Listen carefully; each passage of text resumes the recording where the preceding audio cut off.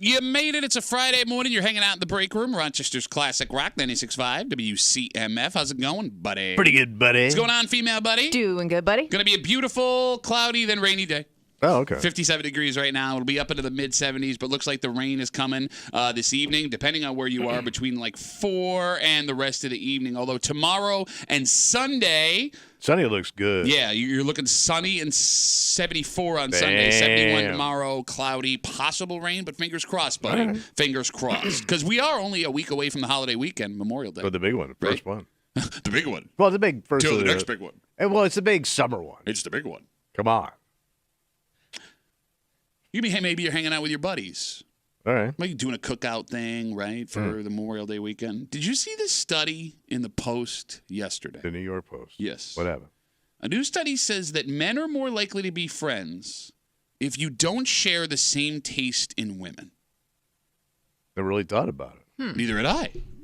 But as you get into this story, it was a small-scale study, and it was only straight dudes. So, I mean, I guess taste in women, that would make sense, right? Yeah.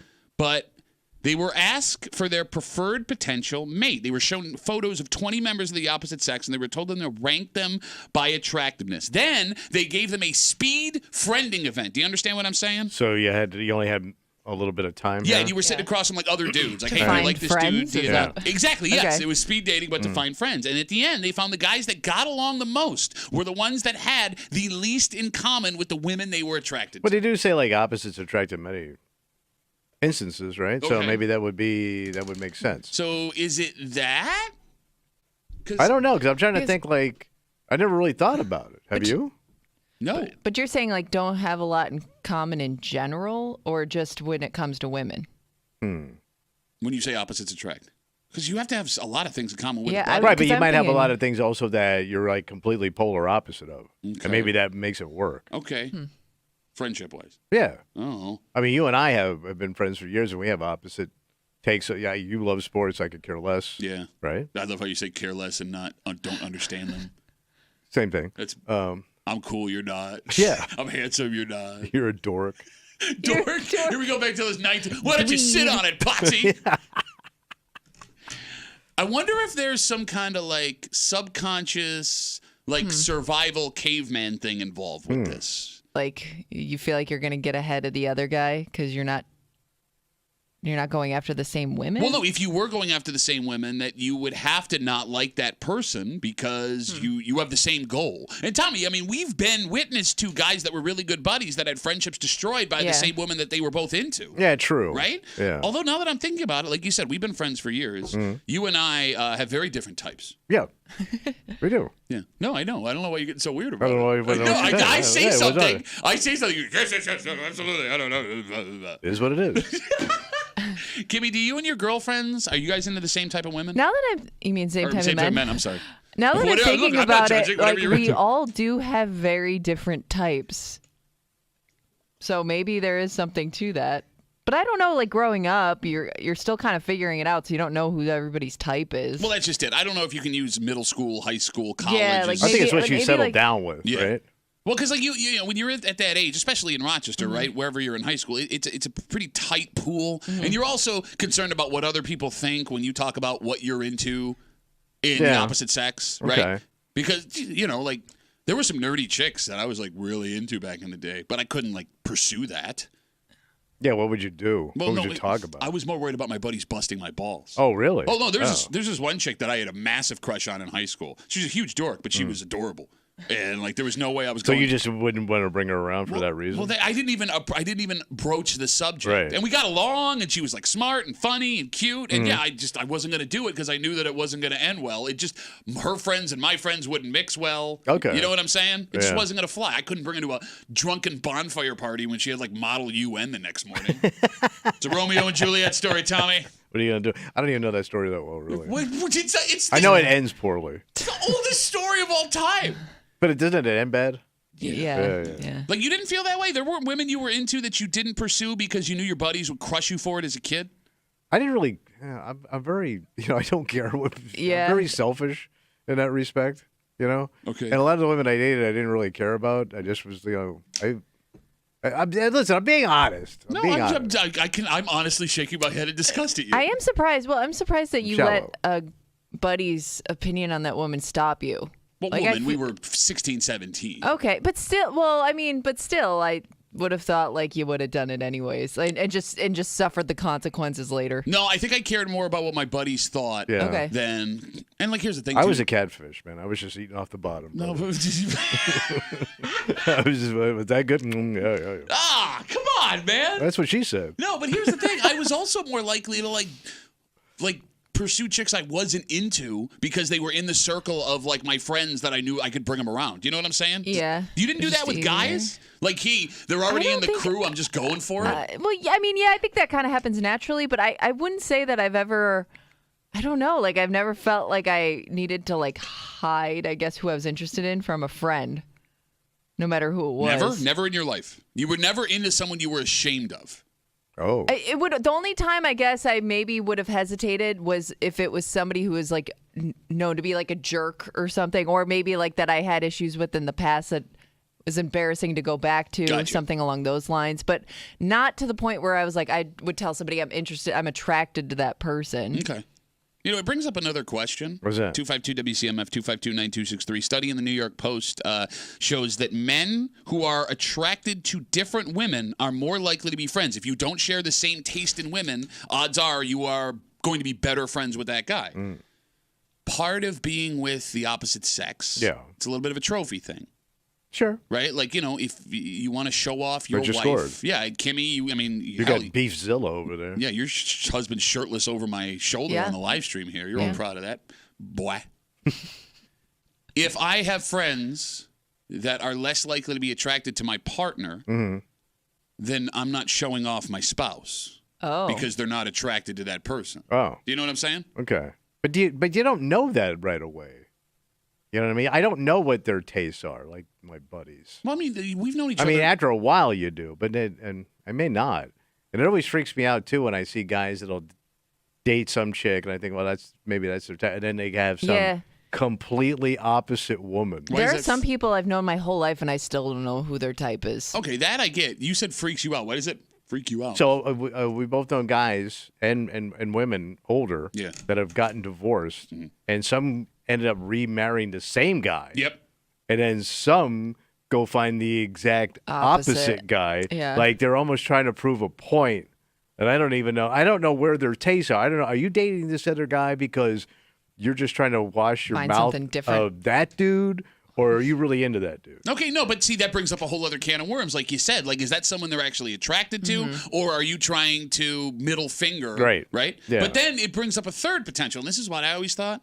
Like when I see someone who dates someone that's not what I thought was there, okay, I always look at that as like desperation. Oh, okay. I just need somebody. Yeah, it could be that too. I've been there too, man. Like, you know, a long-term relationship ends and it's just like, hey, I just need something to keep me warm for a little while. Because I had a buddy, he dated this, well, he was married. She was very Italian. Okay. I mean, in all the good and bad places, she was Italian. What does that mean? I don't know. Don't ask. She was gorgeous. Okay. But she was loud as you know what. Oh, yeah, so she was Italian. Super Italian, right? I mean, like, I love how you say, I like thought you're this was whispering. going somewhere else. No, but like everybody in Greece and Gates knew exactly what Yeah. you meant. Yeah, she was Italian in a good and bad place. Well, but, you been, you son of a bitch. yes, yeah.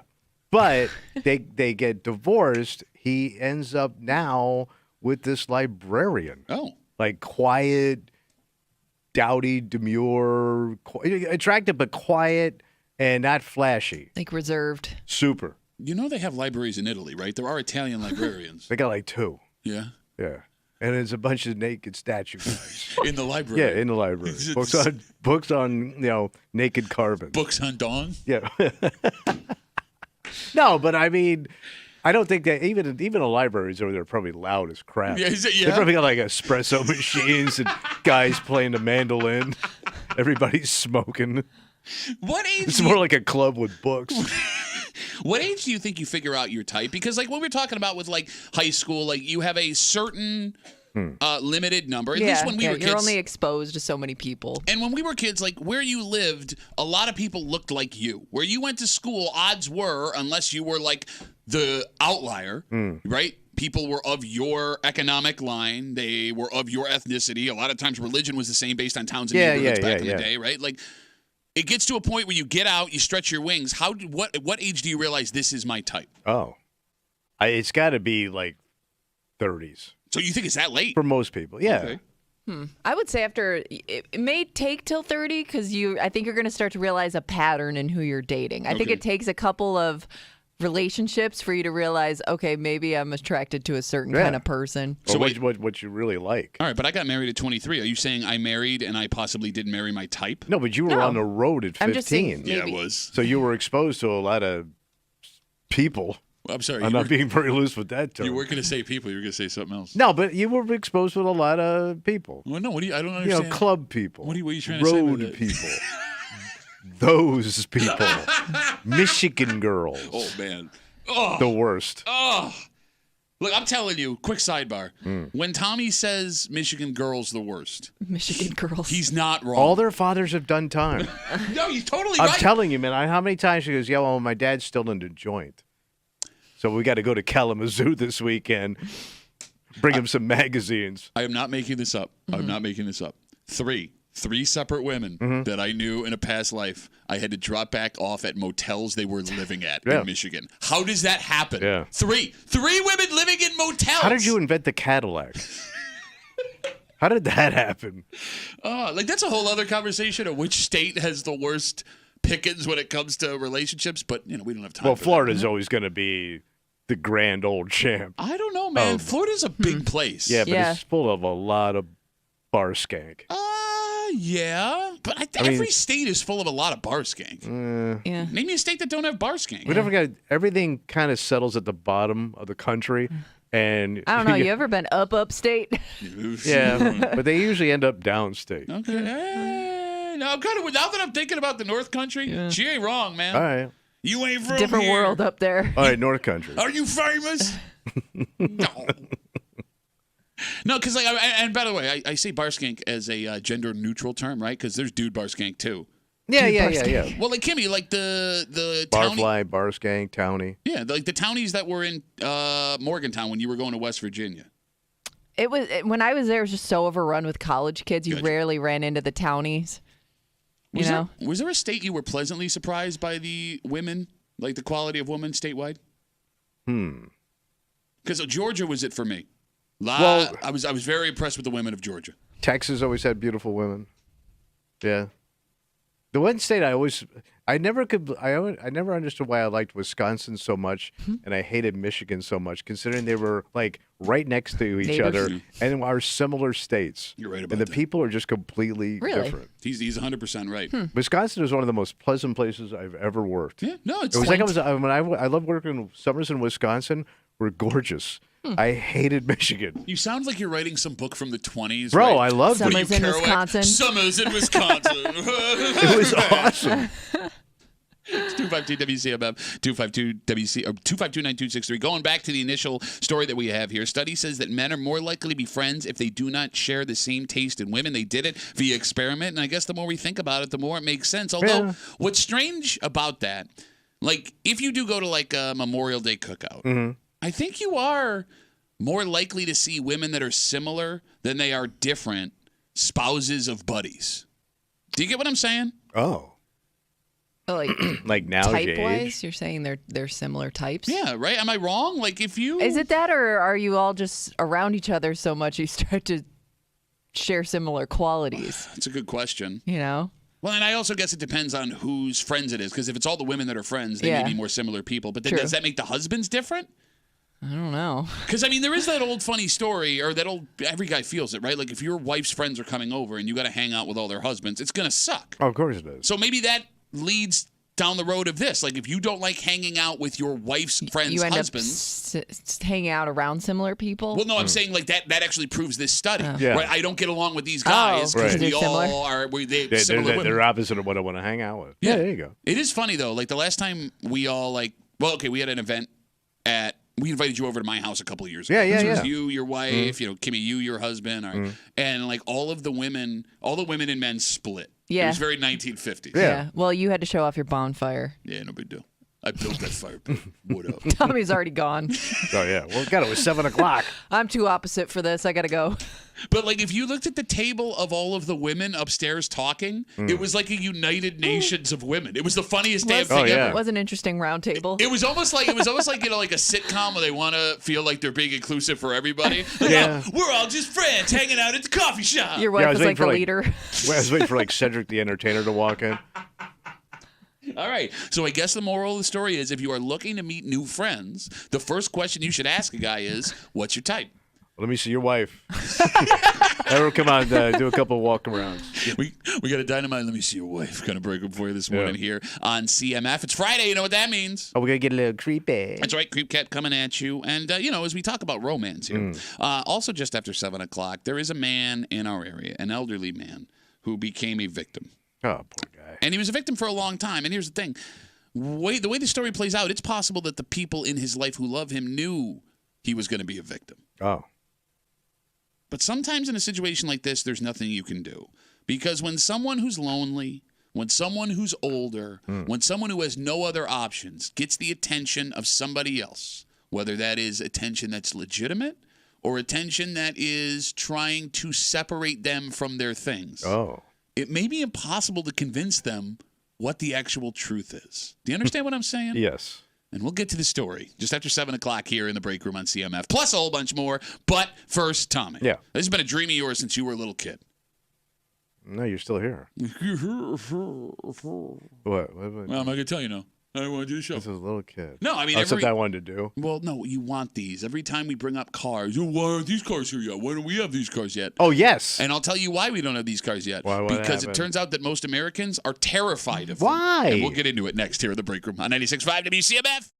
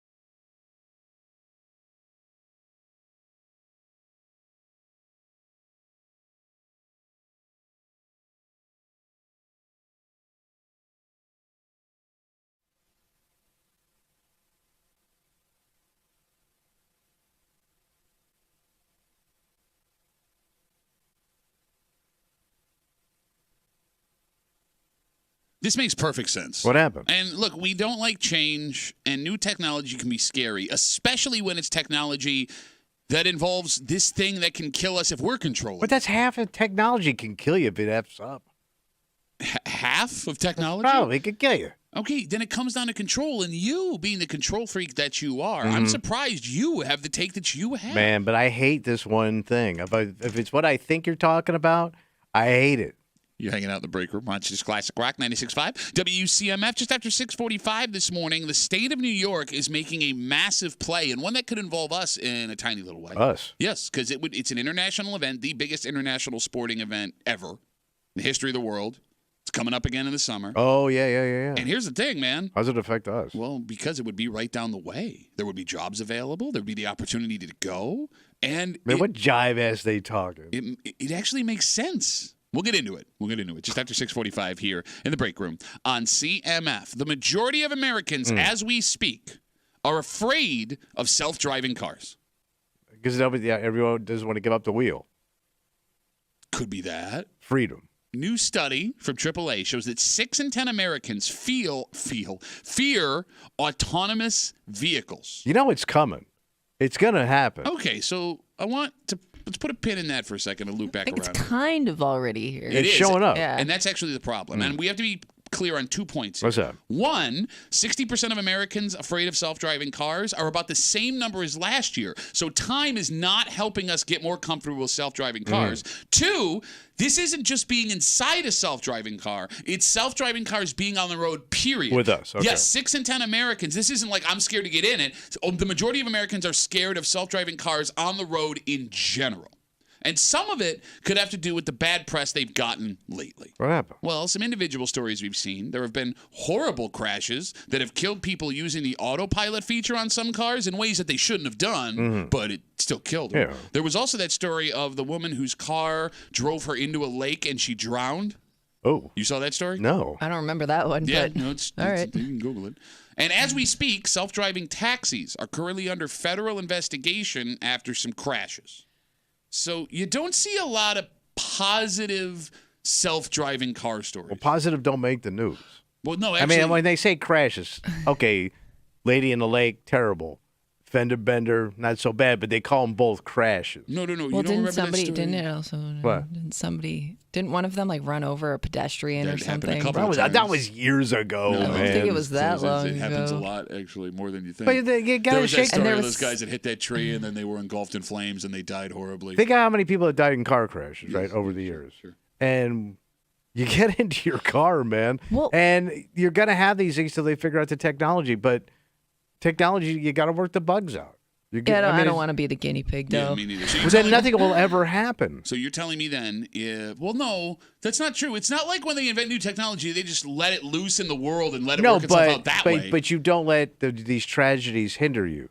You move forward as a society. What are you talking about? We have to be fearless to get to these driverless cars. No, but here's the so thing. I can be lazy. No, but that's just it. This isn't like war where like we need It's to all test. war, man. It's all a struggle, man. I'm going to talk to Kimmy now. And the phone number is 252-WCMF, 252-9263. This isn't war, Kimmy, where like you need to get to an ending for like some greater good. This is just not having to drive a car. Yeah, and I guess Man. the bigger concern too is it's not. You could make the argument maybe because everybody's not in these cars that it's causing accidents There you between the go. self-drive. But you can't make that argument because a lot of these accidents that we've just talked about were it was a one-car accident. Like Yeah. it was a mistake by the car, not always. somebody else. You have no some data of to it, back some of any it this is up. the people not using the technology properly. Can we agree on that? Yeah, I sure, don't know. sure. All right, because you have to use it properly, or you end up in the lake. No, but we don't know if that one was being used properly or not. How you end up in a lake, man? I don't know. Well, how you You're let it driving, drive you sleep. Oh, I'm wet. car drove you there. All right. Oh, I'm wet. It'd be so cool. So you're telling me right now, 252-WCMF, 252-9263, that you would take a self-driving car and use it If daily? I could afford it, yes. If somebody gave it to you, you would've- Especially, a freebie? Yeah. Huh, That's sign me insane. up. Why would you put trust in this technology that you don't understand? I'm not afraid of technology. I'm not Yes, afraid you of are. the future. You're afraid of all technology. I think about this. Think of the times of the day I drive.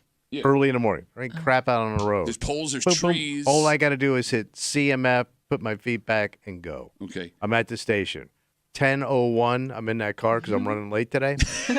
I hit home. Boom, I'm home. And I could just sit back and chill. Bro, you're playing tough. You I wouldn't go do it. Wegmans. I could put all my presets in there. Oh, yeah? Yeah, So all the places I want to go. And it would take you right there. So at 10 o'clock, you're going to take your self-driving car, and then you're going to drive it down Monroe Avenue, one of the busiest roads in the middle of the day. It's not that busy. Not that busy? Well, it will be after that accident you're in your driverless car with your big old head's rolling around the intersection. So I'm decapitated. Oh, man. I mean, some of these auto... What am I, Jane Mansfield, drunk in the 50s? Kimmy has no idea what You don't that know who is. Jane Mansfield is? The actress? The bar in the back of the truck is she's called... right. Okay.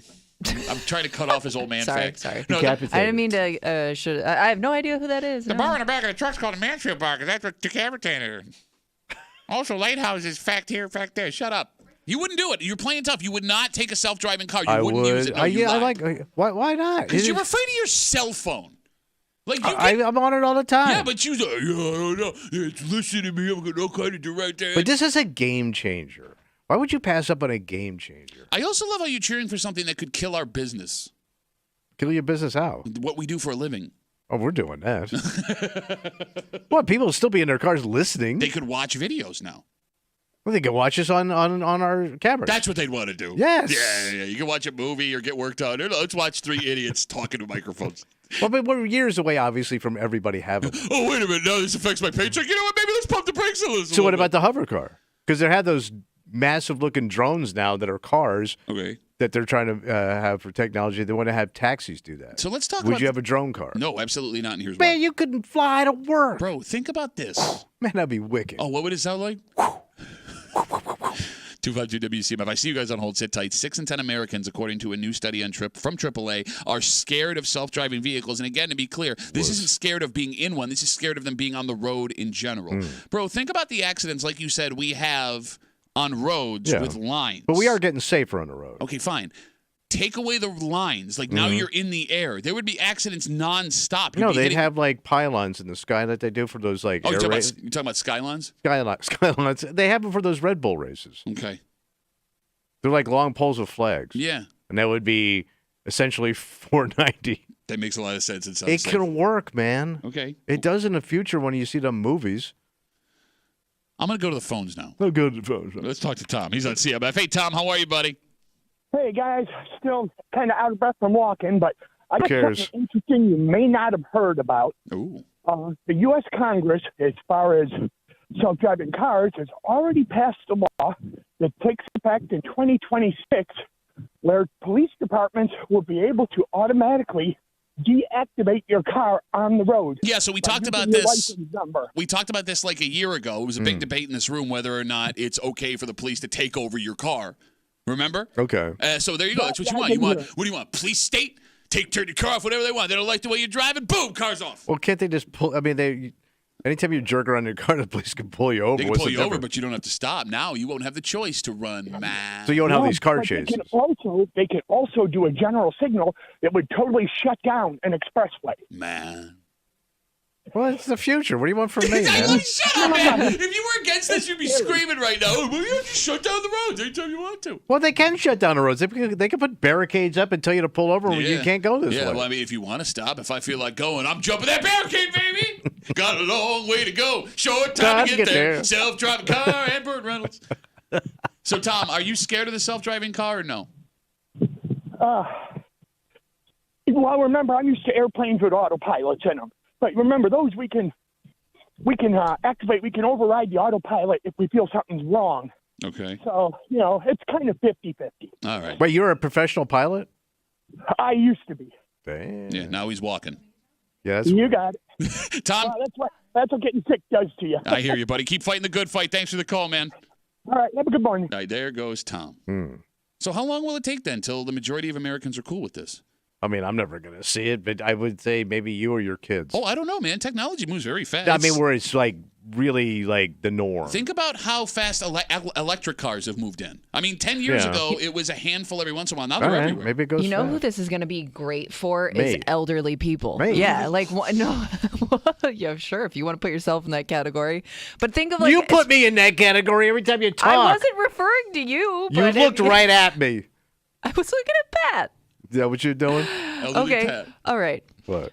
But we've talked about all those stories about old people putting their cars into buildings and crossing lanes. And this is going to be so nice for people who have to make that decision to take keys away from their relatives. No, I hear you. There's going to be no complications with an elderly person having to use a computer to tell their car where to go. Well, but even if it's not their car, even if like you could send a self-driving car to pick them up and take them places, you know? Take them out of the cancer treatment. Yeah, no. I got to go over here to the doctor. I got like a million doctor appointments. It's a great idea. You're coming into that zone now with your parents and stuff where somebody's going to have to get them to their appointments. It's a great idea. And you ain't got time. If the technology works. It'll work. Look. Good enough. It's not good enough because people are dying. And here's the thing. I will give you your point. To your point, every transportation technology goes through this. Yes. And the problem with what we're dealing with now, aches and pains. No, we haven't added new transportation technology in like a century because the personal car and commercial airfare, which were the last major advances in moving around, those were the 1920s, right? So like we're due. That's not what I'm saying, you idiot. Well, I'm listening. No, you're not. Listen. No one was alive that can tell us this is what has to happen before you start feeling better about a scary new travel technology, whether that was commercial flights, whether that was personal cars. So we don't know what it's going to take for the majority of us to be like, okay, self-driving cars make sense. I mean, there's going to be some tragedies, but that's the history of the world. Yeah, man. But you as long as you're not that tragedy, you cool. You don't know you're not that tragedy. Every one of those people that we talked about dying in one of these accidents. It's not going to happen to me. Okay. It's going to happen to the other guy. Todd's got the last word on CMF. Hey, Todd, how are you, buddy? Hey, how you doing? Good. Yeah, I it's kind of like a dual-edged sword in a way, but I mean, there's some good aspects, some bad. I'm not that comfortable with self-driving. I mean, I've got my newer 22 here. It'll sometimes almost throw brakes on when you're not supposed to. The accident avoidance system is a pain in the butt. It is It'll weird. do stuff it's not supposed to do. I mean, I'm a safe driver. I haven't had an accident. I better not say it. Knocking on wood for you, Todd. Knocking on Don't wood jinx for yourself. Yeah, I don't know. And then the electric thing, I don't mind electric, but again, the last winter, we had all these Amazon. They wouldn't even start. So we got to work on that. I'm still waiting on my packages. Todd? Yeah, in certain climates, I don't know if it's a good idea. So Todd's on the fence, baby. He's on a Todd fence right now. Man, we're meant to fly and have wings. I'm on the fence. All right. Todd, thanks for the call, buddy. Have a good rest of the day. I think that's a fair take. It sounds like old school mentality, man. Man. Yeah, and if there's one thing we know about Tommy Muley, progressive. Embrace the future, even if it's tragic. I love how you're so lazy. or like, dictatorial. Like I'm police state. I'll take a police state if I don't Well, let the put my cops hands on handle a it. steering wheel, you idiot.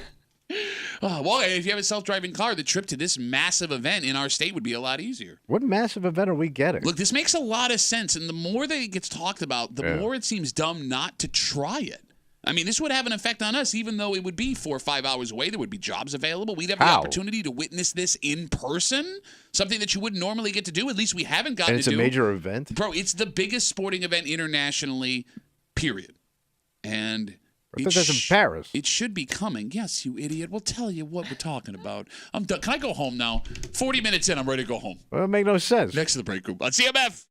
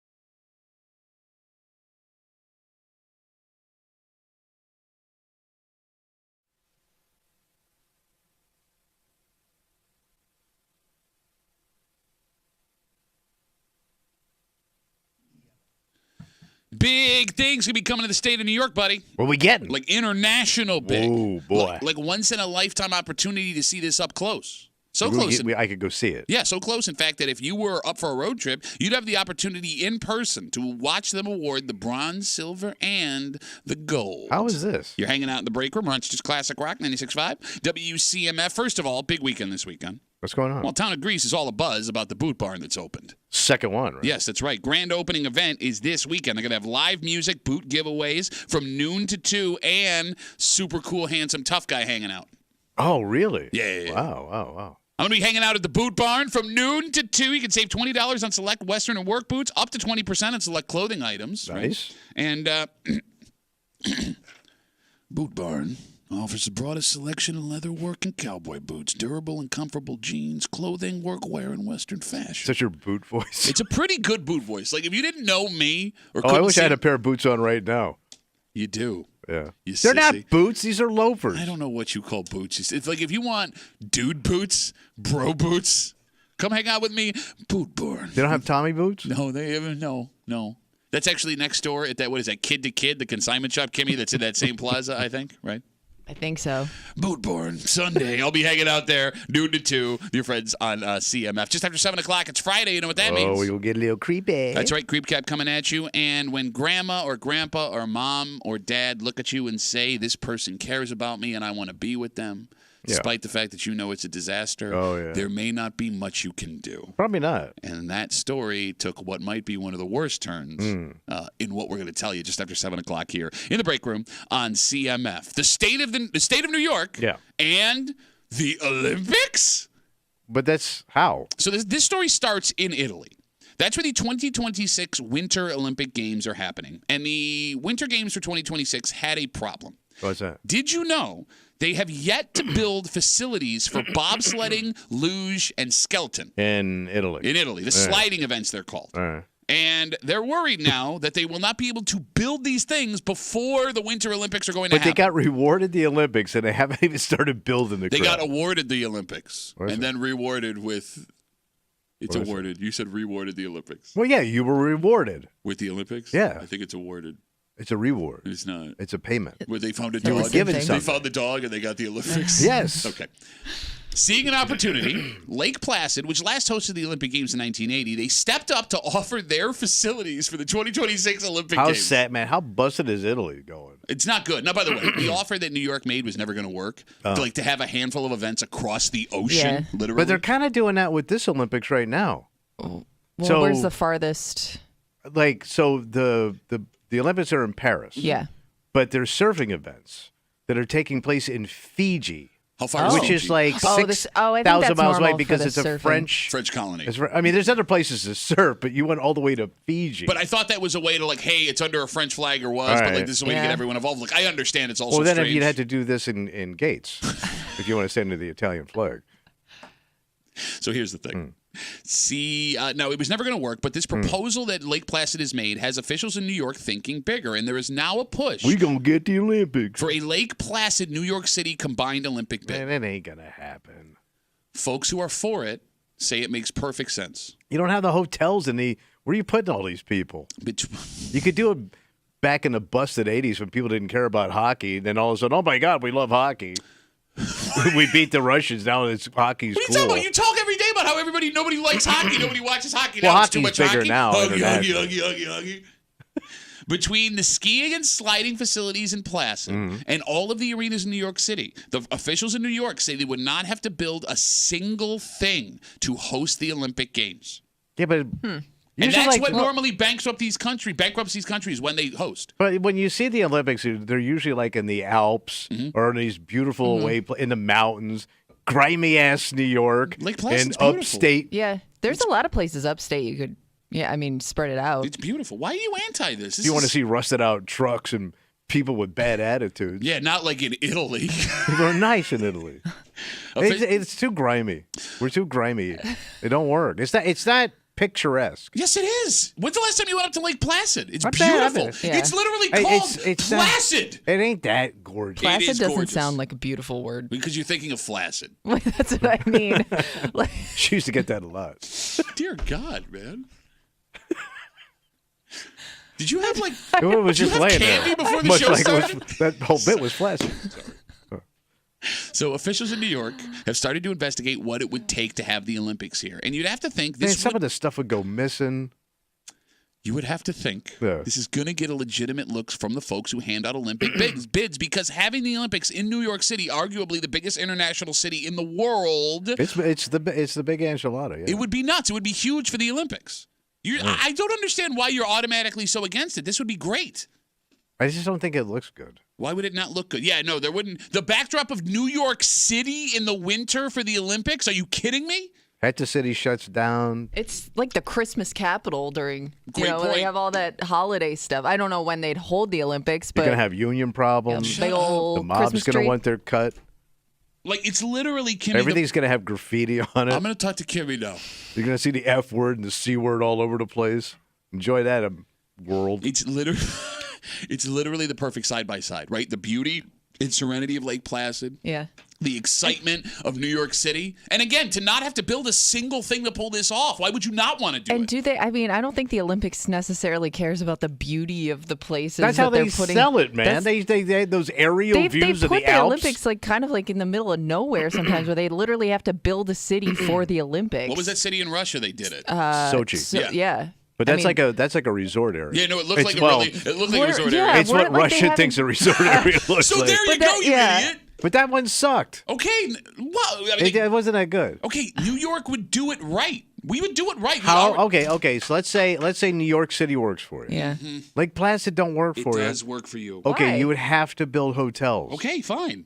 Okay, fine. Who's voting up that money? I don't know. It's called capitalism. People are going to make money off the hotels. And Well, what are you going gonna to do? There are a bunch of like resorts and stuff up that way. There are. She's right. You It can, ain't. I mean, it you can't- could. it I mean, don't like work. on all can't, those it little totally lakes, you didn't have to stay right in Lake Placid. You could stay at all those other little spots and be a drive away. and by the way, you could just use Lake Placid for the sliding events, things like women's hockey stuff. I mean, it's not the. I thought you do the hockey like at Madison Square Garden. That's what I'm saying. Well, like you could have the prelims up in Lake Placid if you wanted to. There's other college rinks. Like you don't realize, like some of the rinks they Oh use yeah, for. there's all those the SUNY schools up that way too. You got that, and you have Barclays Center, you have Madison Square Garden, you got stuff going on in Jersey. You have all of this stuff. You could do the Jersey Olympics. Oh, What's wrong with it?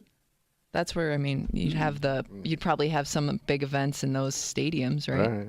252 WCMF 252-9263. Gonna do It's the just cross country down the Garden State with those skis. there is now a push Yeah. into a New York State combined Lake Placid New York City Olympics, and the argument being made by the folks that are pushing this is you don't have to build a single thing. They have every facility between Lake Placid and New York City to host the events. All you would have to do is put together some sort of Olympic village, but that would have to be built anyway wherever you went. All right, I have another question. Great. Are our mountains like big enough to hold like all those skiing events? Yes, bro. There have been 2 Olympic Games in Lake Placid. But that's back in the day, and man. in Lake Placid by themselves. 1980 is not that long ago. Not that long ago. It's not. You were barely born. I actually wasn't born. you weren't even wait, born, question. Before I man. was born. Yeah, I mean, how far? I Reagan don't- wasn't if in you- office yet. If Yeah, you're looking for 79, like, 80. and Vermont is literally right there. I don't know if they could also cross Vermont over. is scary as hell. Shut up. They had But I'm Vermont, talking about man. mountain wise. I mean, they have like They have world class everything. skiing. They have everything you need. They Yeah. got they got hillbillies. Look, Kimmy, would you go? Would you be interested in going to Placid? Oh, like if something was being held here, I think I'd definitely be interested in it. She ain't going. I would absolutely go. You It'd know how be much I pretty love cool. the. You know Yeah. how I love the Olympics. I cannot wait for the Summer Olympics. I'm going to be in my basement for 3 straight weeks watching all of the events nonstop. I love it. I love it. I love it. You know why? You know why? Because I love America. Why don't you love America? I love America. I just think New York City's grimy. Oh yeah, man, what a hot take you have. Hey guys, Jimmy, only millions of people flock there from all over the world Full to of live, rats. go on vacation. Labor unrest. Yeah, I hear you, buddy. They don't pick up after I mean, themselves. Man, that Tommy Muley is so unique and cool with his hot take at New York City's grimy. Are there no grimy areas in Paris? No, it's nice. Yeah, none at all, Kimmy. No, it's one of They those clean international things cities. up. It's a big. Every big city has some Some, drawback, yeah, right? some. New York's got all of it. Yeah, take that. 252 WCMF. Let's talk to Ben. Hey, Ben, how are you, buddy? Pretty good. I to hear think from you. Tommy's just mad because they can't have the Olympics in Pittsburgh because we all know that's what he really wants. And actually, I have been to Lake Placid within the last 5 years. I had to take the basketball team up to Lake Placid for I think it was a tournament for the weekend. Hey, you know what'd be a good idea? What's that? It's a lot cooler than I thought it was going to be. Ben taking a day off. I mean, you earned it, but you have earned it, Ben. You've been working hard. Yeah, you're killing yourself. Calling the show, you know. Yeah. I mean, just kick your feet up for a day, man. Take a knee, man. It's all right. It's okay. Yeah. I mean, yesterday was kind of crappy, you know. It's all right. How would you know? Ben, great call, buddy. Have a good rest of the day. Take care. To Ben's point. Yeah, what was it? When's the last time you went to Lake Placid? Years ago. It's gorgeous. It's not. No, I felt the It's same like way. one little street. They've done a pretty good job, like, preserving everything, right? Because it's become like a tourist destination for all that old Olympic And stuff. let me tell you something. Not only, before you say something, you stupid idiot. Yeah. Not only, Kimmy, have they preserved the history of it. Because most places that held the Olympics have let a lot of that stuff go. You can go see everything from not only the 1923 Olympics, but the Wait, they got the 1980 23 one? Yeah, they had that there too. They still have the outdoor ice rink where they did hockey and circular speed skating and all that stuff. But not only that, Kimmy, the Olympic hopefuls that are doing winter events still train in Lake Placid. Yeah. And that was one of the coolest things about being there with my wife and kids is you would see these Olympic athletes just walking up and down the street. But you were saying, I'm sorry. But you're saying like Lake Placid is very, what'd you call it? It's picturesque. You hate picturesque. I thought every town I ever met. Oh, I gotta go there with my wife. Pointless stores. Who needs a lake? I need a candle and alpaca socks. Sucks. Oh, the Russians played here? Oh my God, it's so picturesque. Why doesn't the world come here and take it all in? And let's just build majestic hotels and we'll all come here. And remember when 1922 when they had speed skating and half of them were lost and got eaten by bears, the 5 bears we had in New York at that time? You're so full of crap. You just want the Olympics here. Pat needs a marriage of picturesque and sports history. That's all he needs is sports. But she's right. That's the only way his wife got him to London. Jock goggles you got on when you're walking around the town. I heard Russians took a dump here one time, man. We spent 5 days there, and when I wasn't doing stuff with my family, I was just taking in all the museums and went to all of the Would you put on a beret and an ascot and walk around with a pipe? I got to skate. On the 1980 rink where they beat the Russians. It was the greatest day. It was awesome. It was amazing. I know you love that shut stuff. up. No, you don't, you bitch. And but that's what you love. Yes. What's wrong with that? Because you're walking around with sports goggles on. So what? So we're making money. The town is hillbilly central, man. Bro, you couldn't even afford to go if you wanted to, man. You go up to the rink. It's right off of Incest Drive there. It's quite a... we remember when the Russians came here. That's when the Russia was a Russia. Kimmy, is it going to be one of these days where he just hates everything for no reason? Driving car. We'll see. It's still early. We haven't hit 7 a.m. yet. Well, it is Friday. You know what that means. Oh, it's creep time. Yeah, it is creep time. Got Creep Cap coming at you. And look, this story is the fear of every child and grandchild as their parents, grandparents start to get older. Oh, yeah. Right? Loneliness leads to desperation, leads to a potential match that does not work for that family member. And this story is borderline the worst thing that can happen. Oh, wow. But here's the thing, Tommy. Yeah. Even if you care about that person who you see going down this kind of road, saying something might be pointless. It ain't going to work, bro. Well, I don't know. I mean, that's where the debate shows up. Like, do you step in and say, hey, this is what the potential could be? Or do you let them go because I guess it makes them happy? Yeah, but you also have to deal with the tragedy and the downfall. And the downfall here is not good. We'll tell you all about it next here in the break room on 96.5 WCMF.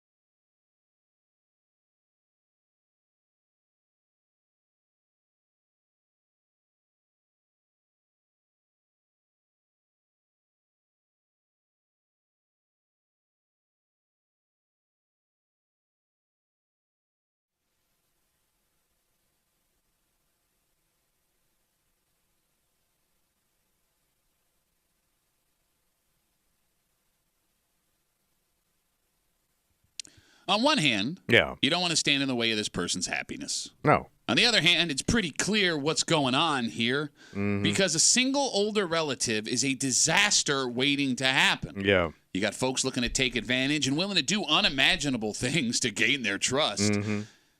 You have to be open and honest with that person you love, right? Good luck. They ain't gonna listen. I mean, what if they do? They ain't. You're hanging out in the break. There's a reason why they're in this position. You're hanging out in the break room. Rochester's Classic Rock 96.5 WCMF. We'll get to that in just a second, but it is Friday. Yeah, buddy. You look like creepy today. What do you mean? I don't know. There's something about that shacket You don't like sweater this. combo. You don't like my shacket. No, With the shacket and the mock turtleneck. like you look like you have been fired from a safari trip because of something you said to like a tourist. All the disgusting things said all week long by Tommy. We call it the Creep Cap happens now on CMF. Yeah. Oh man. All right. God. All right. How hard? Okay. All right. I love it. It's in the men's room. Yeah? Yeah. What's this? Well, I got into the indoor grilling game this year. What's this new indoor grill pancake business called? It's called Uncle Tommy's Southern Batch Pancakes from my grill to your lips bath sauce. Tonight on Cranks. You gotta go to the Good Knee store. I hear your mom's working there today. You son of a bitch! Breast milk full of booze makes that baby snooze. Well, we know you have resting dick face. Well, there's nothing I can do about my dick face. Okay. Just my face says, hey, here comes a dick. Me think of a class that I thought that I was going to love and want to pursue. Bosoms? Talking about kids. What would I tell you? They're imaginary children. They're imaginary child bosom. There was coconut shrimp involved. Oh, that's worth the trip itself. Bro, the amount of hose you could get with coconut shrimp in a bag. It was almost like having a bag of Coke. There were shrimp hose. So it is That's so amazing gross. how many times when I It went was out drinking, hysterical. I saw my buddy's penis in Yeah? public. In public. Uh-huh. There was a lot. Thanks. Raw boobies. But you Bros. may get drunk and start diddling around inside that sleeping bag. Diddlin' Ron is my favorite Ribs Arkansas song. Diddling wrong. It just felt so wrong. But you kept doing it. But he kept wiggling. Stop squirming, Ron. I'm almost done. We're just having some bro fun. Everybody wanted to be on top. Man. And maybe one day you'll find out what that's like. Being on top? Yeah. Oh, I was with your mom last night. I will punch you. It's like, no wonder nobody wants to talk to you. It's so good to be a creep. There it is, the Creep Cap on CMF. This story happened just east of us. What happened? A 30-year-old woman and a 33-year-old man have been arrested for ripping off an elderly gentleman. The 86-year-old victim, Wow. who was a widower, met the 30-year-old woman through, and I quote, Oh, no. an online service. So Grandpa was out trolling. Well, that's the thing. We don't know if there was anything romantic going on here. But what does online service Well, mean? Yeah. Come on. It's an old man and it's Well- online. He's looking at two things, girls and the weather. It's sometimes weather girls. Oh, that works just fine. Well, is there also, I don't know. It could have also been a service for, helping him with, something Medical care. health-wise. I was thinking yeah. about that, but then again, like to individually meet someone to through be- that. yeah. Look, we don't know what the situation All right. is here, but for the sake of this conversation, All right. let's think romantically. Because this 86-year-old man was reliant entirely on pension and Social Security, something this woman and her 33-year-old male accomplice are accused of taking total advantage of. Between January of 2018 and August of 2023, he got $338,000 worth of pension and Social Security payments in his bank account. Whoa. Authorities say the pair took more than $200,000 cash in withdrawals from the account. Wow. What kind of money's this guy got? Well, that's in 5 years. $338,000. I'm shocked. You okay? A pension and Social Security, and they were able to grab 300 G's. So he got $338,000. They took $200,000 in cash. Damn, Grandpa. Authorities say he essentially turned over his money to this woman and allowed them to pay bills for him. The only problem, Yeah. she wasn't paying the bills. Of course not. She didn't pay his mortgage. She didn't pay his property taxes. She didn't pay anything for 4 years. And because of that, this 4-year caper. Yeah, this man's home, 86 years old, went into foreclosure. They repoed his car, which, even feeling terrible for this guy at 86, maybe repoing his car isn't the worst thing in the world. All right. Just Saying. His electricity was turned off, all while this pair was spending all his money on themselves while he was isolated and had no idea anything. Man, what a way to end your golden years, man. Yeah. This sucks. So here's the thing. What? This 30-year-old woman and a 33-year-old man have been arrested. They've been charged with a whole bunch of stuff. But the money's gone. Who cares? Well, the man's been rescued. He's getting help, they say in this story. I know. He lost 300 G's that he cannot get back. I am and aware. it's gone. I know. And the reason all this was finally stopped. Yeah. Story says the victim's son noticed the suspicious financial transactions and reached out to the police. After 4 years? I mean, I don't know. Maybe it was when the house went into foreclosure. Oh, yeah. right? I bet you something had to show up like literally in front of his face. You know? And Kimmy, this could be a tale that folks listening have seen in their own parents, grandparents, aunts, and uncles. That person that they're into, that elderly person, that person either doesn't exist or is way too young for this to end well. Mm-hmm. And we're not talking heartbreak and poorly. We're talking all of their money gone. Ruined. Yeah, and they're left in some terrible physical condition. Right, and you can't get out of it because you're too old.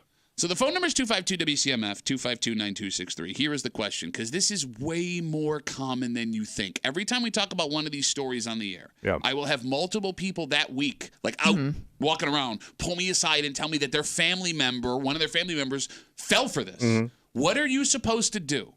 What is your obligation when dad, grandpa, ma, grandma, Aunt Ruth brings home someone 30, 40, 50 years younger? Because you know what that person wants from them. Of course, man. And I also know what grandpa wants. Okay. I mean, with the story... But it's their lives, man. Okay. There's very little you can do because it is their life. So you ain't going to say nothing? Well, you could say whatever you want. They're not going to listen. So what are you going to do? Go try to get them... I forget what the word is, where you can take over their life. Conservatorship? Yeah. There you go. Yeah. Britney Spears style. Yeah. You would have to do that. Well, but look. And that doesn't make the situation any better. Well, I guess step one would be find out a way to keep an eye on their finances, right? But Just then that's their finances, unless you want to have what they call legal power of attorney. Yeah, that's it. Yeah. And here's the thing, they could be of sound mind. They just are desperate and sad, and they want someone to spend They're their time with. making the choice. Yeah. Right? They've made that conscious choice. My old man would sit there and go, it's my money, it's my fun. Yeah. But, of course, when anything went wrong, hello, I need help over here, he would call my brother in the middle of the night. Well, I guess so that's if they know that they're giving that person money. You know what I mean? It sounds like this is a situation where it was being taken without their knowledge. Yeah, in this story, this 86-year-old man just gave her Which the I don't know ability to which pay one's bills. more frustrating.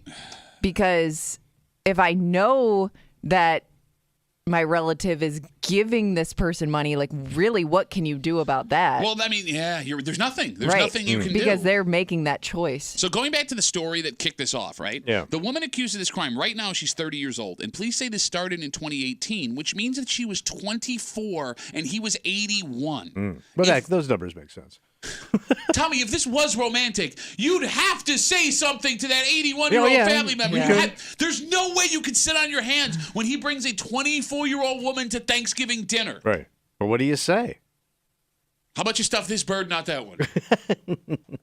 Here's what's bad about with dealing with my father. It was limits based on the technology at the time. But for people like your parents who can just literally sit at home and make bad decisions on the phone, it's going to be way worse. Yeah, you're right. Because my dad would physically have to go to the store and make those bad decisions or look for people and get into trouble and go to the bank and all that stuff. Man, now Click on something on your phone. anything. And you could buy it. You could, whatever you want. You could sell your stuff. I mean, my old man was trying to get a gun. Legitimately, because my father had a .357 Magnum for years. And my brother, when we cleaned out the house, my brother took the gun because he had a gun safe, right? He calls my brother up when the hurricanes were coming, and he goes, "Hey, Jerry, I need my gun back." And he's in the home at this He's point. in the home. He's in the nursing home. I go, why? Drug addicts. They're going to come around. They want to break into these nursing homes and take all the drugs. I had to protect your mother. So he wanted his .357 Magnum. So picture my father. Oh, my God, the disaster. Sitting in a wheelchair, strung out on Robitussin, with the most powerful. He's freaking Clint Eastwood, Bro, right? by the way, if he fired that in the wheelchair, it would blow him back 4 feet. He'd roll back. Yeah, he would have rolled all the way into Pompano. He wanted a gun, man. Like, that was his thought process. Okay. And think about this, man. If nobody was watching, and it's Florida, they probably would have delivered it to the goddamn nursing home. Yeah, gun delivery. And his Robitussin. 252 WCMF 252-9263. We're talking about this 86-year-old man who was ripped off by a 30-year-old woman and a 33-year-old man who it turns out was living with him. He met the woman back in 2018 on an online service. We don't know what that means, but we're going down the romantic route here just in a hypothetical situation. In the story, the pair took more than $200,000 in cash withdrawals from his pension. He gave them the power to pay his bills, except they didn't. They didn't pay his mortgage, property tax, anything for 4 years. His home went into foreclosure. They repoed his car. All his electricity was turned off. I guess all his cash is gone. He had cash. Yeah, I mean, they spent the money on themselves, telling me. And this was only figured out 5 years later when the victim's son noticed the suspicious financial transactions and reached out to police. And we're talking about when you know that your aunt, your uncle, your mom, your father, your dad, your grandma, your grandpa, this person is not here because they love them. Kimmy. Yeah. Do you think you could look a family member in the face and tell them that this person who they care about, because I'm sure this 81-year-old man when he met her, 86 now, cared about this girl? Yeah. Do you think you could look them in the face and say, look, this person is using you? I mean, they don't love you. You'd have to try.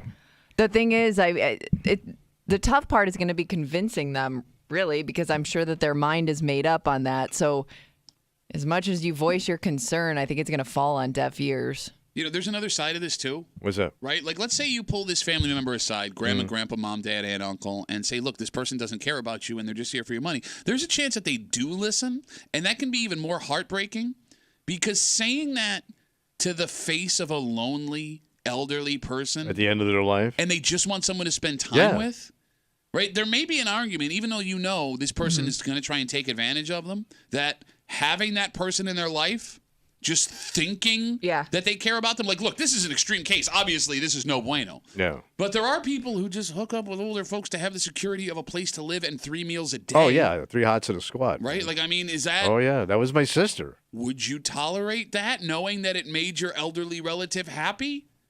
They get a little smooch on the cheek? I guess. I mean, whatever shuts them up. Well, for God's sake! In a good way. In a good way. But, you know, it brings the temperature of the room down. It's companionship. Right. And then, you know, like my sister, as she aged, she went through the same thing, man. And these bums were showing up at the house or just any port in a storm. Mm-hmm. I love how you call them bums and you were living with them at one point because you had nowhere to go. Yeah, it was. You're listening to your sister have sex with these bums in the room next door. Yeah, it still haunts me, bro. Oh, my God. She was doing dirty talk down the hall with a cigarette in her mouth. Like she's doing the reverse cowboy, smoking mouth, moaning and dirty talk. There were guys that would pay to watch that. No, you wouldn't, man. It'd be like watching a horny iguana in a bikini top. You take the top off? She used to. Nope. It's your sister, man. Yeah, I know. You're the one volunteering this information. Nobody asked. Oh, okay, now I got to know what. I think she used to keep her top on. Why do you know that? Well, because when he was peering in the window, he didn't see any nipple. Sister's nipples. Give me say words, please. You bring up the fact that this person may just simply be keeping them company. And that may be enough for them. Yeah. Because I think we've talked about this before when we talk about, you know, women who get taken advantage of, sending men who they think are dating, they're dating online money, and they go broke doing it. And I remember watching this thing where they had all these women on the show. They bring the actual guy that's scamming them in, and he even admits, like, look, I made up a fake profile. I stole your money. Like, he's admitting to everything, and they still... The one woman still goes, well, will you still talk to me? Like, she still wanted to pursue. It's like prison love letters, right? You know, like, he's bad. It was like one of those things. Well, I know you're not who you said you were, but I still want to talk to you every day. Like, this man stole your life savings, but you still need or crave that companionship that you thought you had. And it's mostly dudes because my father, your father, and your father are all kind of the same guy. Yes. They still think they got it. Oh, my old man still thinks he got it. Just a simple pop-up ad on a computer that is clearly a scam. I will have to tell my dad multiple times, Dad, that's not, they're going to steal your information. Don't click on that. But every time he thinks it's going to be different. Yeah. No, but you're right. You're absolutely right. The age has not taken away the arrogance of I can pick up any chick. They still think they got spin on that ball, man. But here's the thing, man. We sit here and talk about our fathers. I don't know. Can I say when I'm 80, I'm not going to have that same idea? And is that a bad way to live? I don't know, but I think you'll be better because you're going to watch your father's mistakes. Okay. You're not going to want to be your father. You know what I mean? Okay. Like my old man hit that. My old man hit 60 and go, and basically he just said, "I'm done. That's it. I did my stuff. I'm checked out." But the idea of, hey, I still got it. Oh, I don't yeah. think living with that mentality as a man or a woman is the worst thing in your 60s. But it can also get you Keeps you hurt. going. You're right, and you're going to get laughed at. But if you're ignorant, I mean, they say ignorance is bliss. It is true. If I can wake up, look in the mirror, put some, I don't know, Cremo in my hair, slick it backwards, and go out feeling good about myself, that's not bad. That's not a bad thing. But if you went out and had 5 double martinis or Manhattans with an extra shot on the side, then decided to buy 4 VCRs that day, that's the problem. Okay, yeah, you're right. Look, there's good and there's bad. Good, yeah. Right? But you do have 4 VCRs and 1 wicked-ass hangover. Well, all right, let's I guess the elderly population here could contribute to what we're going to tell you. And by the way, this is the second time in 2 years that we've been on this list. Oh. And we still can't figure out why we're on this list. Every excuse that makes sense doesn't make sense as far as who else is on this list. And most lists that Rochester is on now, for years they were like the worst list ever, right? They've all been good, except for this one. And it's not like the worst thing in the world. All right. But it is strange that it keeps happening. We'll tell you what. Rochester is the second in America in. American soul. American soul. Next, here at the break room on 96.5 WCMF.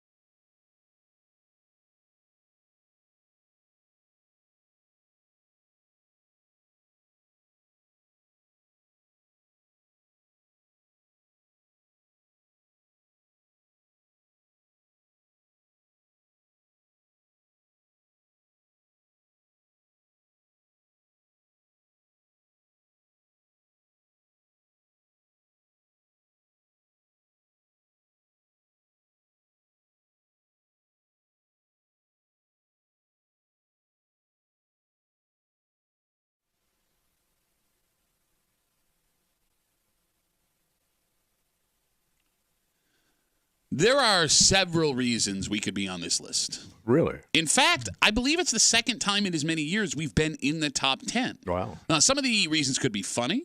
Others, not so much. But this is rock-solid proof that when it comes to being sure-footed and strong-handed, Rochester is not great at it. Oh.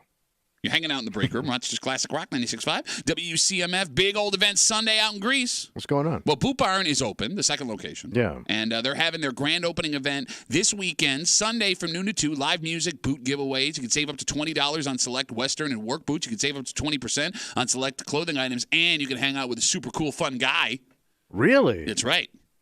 Who's that? I'm going to be hanging out at Boot Barn noon to 2 on Sunday. And then you're going to introduce this guy you're talking about? I'm the guy. I'm the cool guy. Boot Barn offers the broadest selection of leatherwork and cowboy boots, durable, comfortable jeans, clothing, workwear, and Western fashion. Now open in Greece, off Westridge Road in the Compton Square Shopping Center, Boot Barn. And I'll be hanging out there noon to 2 on Sunday. You know they're trying to sell boots, right? Boot Barn. You're just jealous that you ain't got the range in your voice that I got. No, you sound like a creepy old man. It's not even close. Give me a good, tough. I'm gonna buy a boot. You give me a good, tough Western guy voice. Go. Well, be more Southern. Go ahead. Let me tell you something, son. Yeah. There's 10 badasses in this town, and 9 of them sent me birthday cards. I'm gonna get in your eye like an onion. See, mine's way better. I'm gonna be like a bicycle without a seat. I'm gonna get in your you know what. Come hang out and hear me do Tough Guy Boot Barn voice. That's at Boot Barn on Sunday, noon to 2, with your friends from CMF. Just after 7:45 this morning, McDonald's has heard your cries. Oh, yeah. They've been making a lot of changes. They right? are, and this change might be the most effective of all of them. For all you folks that say there is nothing that is affordable on the menu anymore, they got something for you. Wow. We'll get to it just after 7:45 here in the break room on CMF. Rochester, New York. What we get? Is the second clumsiest city in America. How do they know that? So it's interesting how they break it down, and we'll get to like that in a broken second. bones or something? Yeah, kind of. Before we get to how they measure this, does it sound right to you that Rochester is the second clumsiest city in America? Yeah. If you look around the greater Rochester area, do you see people with 2 left feet falling all over themselves all the time? Not really. Do you find yourself knocking glasses off tables, breaking plates, dropping stuff, eating a banana with the peel still on it in commercial break? Do you see that? I did flopped over. What do you want from me? Kimmy, do you see Rochester as a clumsy community? I haven't noticed it. But weren't we like number 1 on the list last year? We were in the top 10. I don't know if we were top. Because I remember Tommy had made an observation then. And I don't know if you even remembers that observation he made. But I remember you said that, and I looked for it, and I still didn't see it. What was the observation? That this town is, a lot of people in this town are pigeon-toed. Like when they walk with their feet that point in. I guess I just never noticed, and I still haven't seen it. No. I see it all over the place. Not where it's noticeable. Well, y'all grew up with it. That's why. Is that why? Yeah. As an outsider and a Southern man, I do notice. I love how you're talking to 2 people who played sports their whole lives. Man who's never done an organized sporting event ever is going to tell us what's that got to do with how people walk? You can't be an walk? athlete and be pigeon-toed. Yes, you can. No, you can't. I guess you could. Why not? Yeah, right? you can. Pigeons can. You can be a great pigeon They racer. fly. So you asked how they measure this. Yeah, it's got to be like emergency room bumps and bruises. It's a cell phone insurance company that ran this study, and they study the number of broken phone claims per capita. Oh, how many times you dropped your phone? You got it. Then they take that information and they factor in cities with the most personal injury lawyers and orthopedic surgeons per capita. And we're it, huh? Yep, because of that, we come in number 2. Damn. So we're breaking our phones, we're suing people, and we need to go to the doctor. Yeah, a ton. Right. All right, so with this information, and again, we've shown up in the top 10 in the last back-to-back years. Why is Rochester such a clumsy place? Yeah, well, yeah, because that's almost like hardwired into your head. 252-WCMF, 252-9263. Now, it would be But you're a fumble finger. It would be easy to blame the ice and snow. But that's all over the Northeast. You got it. And Rochester and Hartford, Connecticut, the only 2 cold weather cities on the list. Yeah, why not like Buffalo in that case? Exactly. The rest of the cities in the top 10 are both south and west. Not to mention, the last couple of years, winter has been super mild. Yeah. Right? There hasn't been the ice and the snow that we've been used to the last couple of years. So the 2 years that we've shown up on this clumsiest list have been 2 of the most mild winters we've known Which in our means we're lives. not coordinated. That's what it comes down to. You're not coordinated. Okay. Well, you could also argue that we're more outdoorsy here. Like, there are lots of people who like to hike, ski, ice skate, play pickleball. Yeah. Are we more active than other communities, which would lead to orthopedic needs and personal injury lawsuits and phones But that breaking? doesn't. I'm asking. But that's not I don't clumsy. know if any more than Well, no. other places, you know. I mean, it says clumsy because the phone breaks and we go to the orthopedic surgeon and we sue people. But, like, you could be playing pickleball, fall down, snap your ankle, and your phone's in your back pocket and you smash it. I mean, that counts for all those things. But people do this all over the country. I mean, there's more. Yeah. Look at southern states that have, like, Outdoors year-round, all the like time. Florida, Yeah. where you can go out and do stuff all day long. Okay. So with then no restrictions, but they're fine. So then why are we on this list? I'm throwing out options. You're just going, ooh. Why Maybe are we something on the Kodak list? put in the air millions of years ago. Okay, so let's talk about that. Because Certain jobs people have Industrial had. Yeah. I mean, look, it could be something Screw with your environmental. brain. To your point. You bring up Kodak. Mm-hmm. I mean, there were a bunch of big companies back in the day that put God knows what in the lakes and rivers. Yeah. There have been some scary studies done that found that stuff in the dirt in some places were causing people to get sick, and all of us grew up around it. Mm-hmm. Did Xerox and Kodak and Bausch & Lomb make us all clumsy 40, 50, 60 it could years be. later?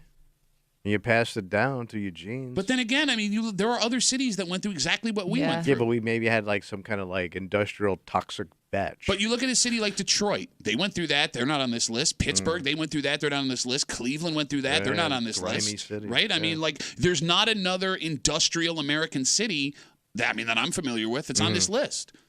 I mean, that would... Well, that takes that out of the equation. But again, we can't be sure. Maybe there was something unique here. Oh. You know what I'm saying? Yeah. I don't know. Because, I mean, there weren't a lot of cities that had its own secret nuclear reactor, which we did have that Kodak operated that the U.S. government didn't even know about. Okay. Right? And I use that as an example of things that maybe. Okay, unique. so maybe some other stuff was hidden away. I don't know. That would be really scary. Well, what can you do? It happened a million years What ago. can you do? Nothing. Well, I love how a man who's not from here is like, what are you going to do? Well, bro, I've been sucking this air in for 30 years. More than that. I'm fine. Okay. Like, You don't see me fumbling around. I mean, I lived not too far from Kodak Park and Gates. Bro, you also lived next to the near airport. the airport, underneath all the Like airplanes. the amount of jet exhaust you inhaled. Not to mention, grew up in a falling apart post-war home that I'm sure was full of all kinds of chemicals. Oh, yeah. I don't even want to know what horrible things are growing inside me right now. Oh, yeah, true. So I also came up with a theory because this is based on like phones Dropping breaking. Okay. We have a lot of Italians here, Okay. and Italians talk with their hands. Okay. And let's just say they're talking with their hands and their phones in their hand. Okay. Okay. And the phone gets tossed around a lot. Gotcha. Okay. That's So a one higher theory. concentration of Italians. Okay. Talking with their hands. You know, they're so intense in their conversation that the phone drops, or they're just, I don't know. But is a that lot more only movement Italians, going though? on. It's not only Italians. Yeah. It's guys that try to act Italian also. So you have to factor in those guys. So you got your Italian The guys imitators. and the guys that want to act Italian. Half the kids you went to school with try to act Italian. You're Photalians, if you Yeah. will. Oh, this town was full of Italians. Okay, look, Maybe it's just like the way we talk to each other. Some of those guys were from Sicily. I'm not saying you're wrong, Kimmy, but how does that account for the personal injury lawyers and the orthopedic surgeons? I don't know. Maybe you're throwing your phone at people. Yeah. 252 WCMF, 252-9263. Rochester is the second clumsiest city in America. We have made the top 10 for the second year in a row. Austin's on CMF. Hey, Austin, how are you, buddy? What up, guys? So you guys are drawing a lot of comparisons to my hometown, actually, with Xerox and Kodak dumping stuff in the lake and dirt. Back in my hometown, we had a smelter that put a lot of lead in our dirt around. Oh, that was next to the Delta. What? Nothing. Go ahead, Austin. Keep going. Okay.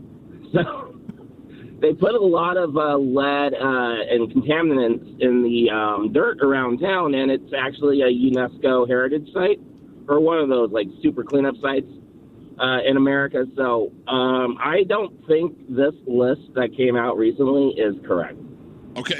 Okay. All Well, right. did you know a lot of clumsy people where you're from? Where's he from? I mean, I don't know any clumsy people anywhere. I just think this list is made up and just, I don't know.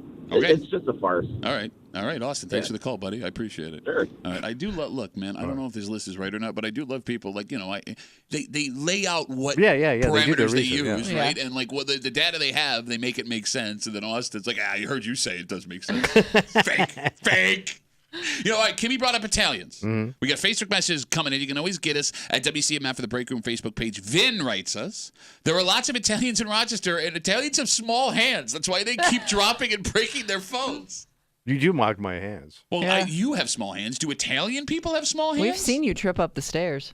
Mm-hmm. But I always thought that's because his shoes were too big for his feet. Maybe that's part of the problem. No, like if you're watching the live stream right now, brought to you by Three Heads Brewing, giant shoes.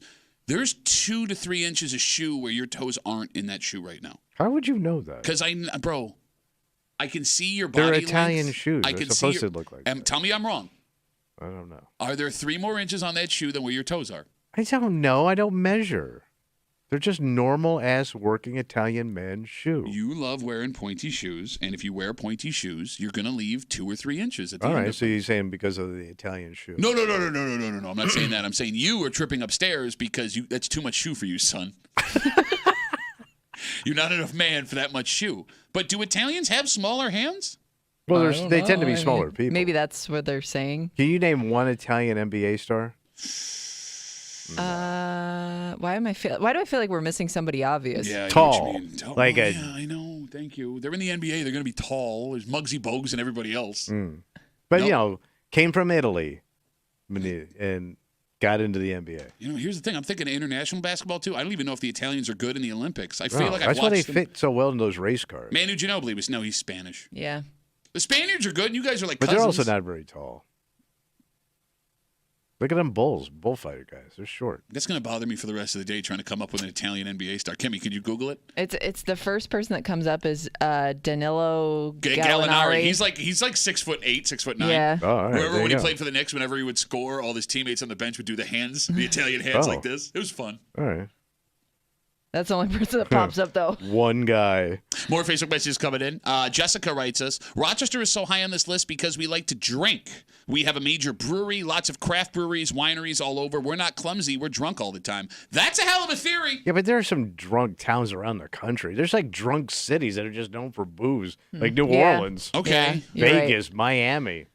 But are a lot of those people from there where they're just visiting? I don't know if that counts. Yeah, good point. Those are all touristy cities you're naming. Okay. Right? Like you wouldn't go to an orthopedic surgeon in Miami if you were hurt in We're Miami. broke and drunk. We ain't going nowhere. Well, no, I mean, I don't hate that idea. All right. Because we do like to drink here. Oh, yeah. Right? And we like to drink for any reason. We'll find, tonight, people are going to go to the Lilac Festival. Oh, yeah. Strap it on. Exactly. Right? I don't hate that idea. Okay. Drunk, pigeon-toed, Italian. I mean, I guess it's all also, hands and feet. I guess it's also, all coming together. I guess it's also possible that this is just some weird stroke of bad luck that we ended up on this list back-to-back years. But back-to-back years. Yeah, I don't know. Oh. That seems like a pattern to me. I don't know, like, our population isn't older than other communities, right? Oh, I would think it is. You think so? Oh, But yeah. are they? I mean, all the young people left. Well, no, that's what it used Just to you do. two, and that's it. It used to be that way. Kids are staying now. That's why homes are so expensive. I don't know. This is like here's the thing. We're never gonna really know. Well, it's impossible, really. But I want to know. Yeah. I want to know because if it's What is funny, it about whatever, us? fine. Like, it's the weather. We like to drink. Okay. But if it really is like, hey, the dirt that I played in when I was a kid makes my brain go sideways. There's nothing we could do about it now anyway. That's a good point. I can keep my kids away from that dirt. Maybe don't want to know. We do have a lot of old-ass dirt in this town. Old ass. Every dirt is old, you No, idiot. we There have ain't no- super old Where's the dirt. new dirt? The new dirt's probably in newer towns. What the hell are you talking about? Dirt is We dirt got old-ass since... dirt. Bro, dirt has always been dirt. But I think ours is a little bit older. What is that? Like we've been messing with this dirt a lot longer than other towns. Oh, is that what it is? Yeah, you messing. You mess with You're the out dirt. messing with the dirt, and now look, I can't find my phone. Your phone's broken, not losing your phone. No. Well, I dropped it. I can't find it. So is it forgetful? Could that be it? But that's not good either, Well, man. I That's know. brain disorder. Okay, yes, that's what I mean. All right. Let's take a break. All right. Maybe you hear this story and it makes you sad. Oh, great. And you want to Friday. You want to eat your way back into happiness. Well, I got some good news. Why are you laughing? Like you didn't do that every day of your life when you were a big old fat boy. All we did to make ourselves feel better was stuff our faces. Nothing says happy like cheese. That's right. Good call. And let's say you want like a cheeseburger, maybe a McDouble. I got some good news, buddy. What's the whack on that? Well, here's the thing. We've been talking for the last couple of weeks about all these new ideas that McDonald's has had. We told you that they were trying like a bigger, more satiating burger. But in that discussion, I had asked Kimmy, is it the fact that the burgers aren't big enough at McDonald's that bother you, or the fact that you don't get a lot of food for a little amount of money? You said it was the second one. You'd rather have a grab bag. Yeah. A grab bag, we like mean. Multiple things, a cheeseburger. Like more for your dollar, you're saying? You got it. Yeah, more items. Well, I'm in on that. It's almost like the folks who run McDonald's heard Kimmy say that. Because for all of you folks that are arguing that fast food is just too expensive now, McDonald's has heard you, and they're going to make a move. The question is, are you in? Ooh. We'll get into it next here in the break room on 96.5 WCMF.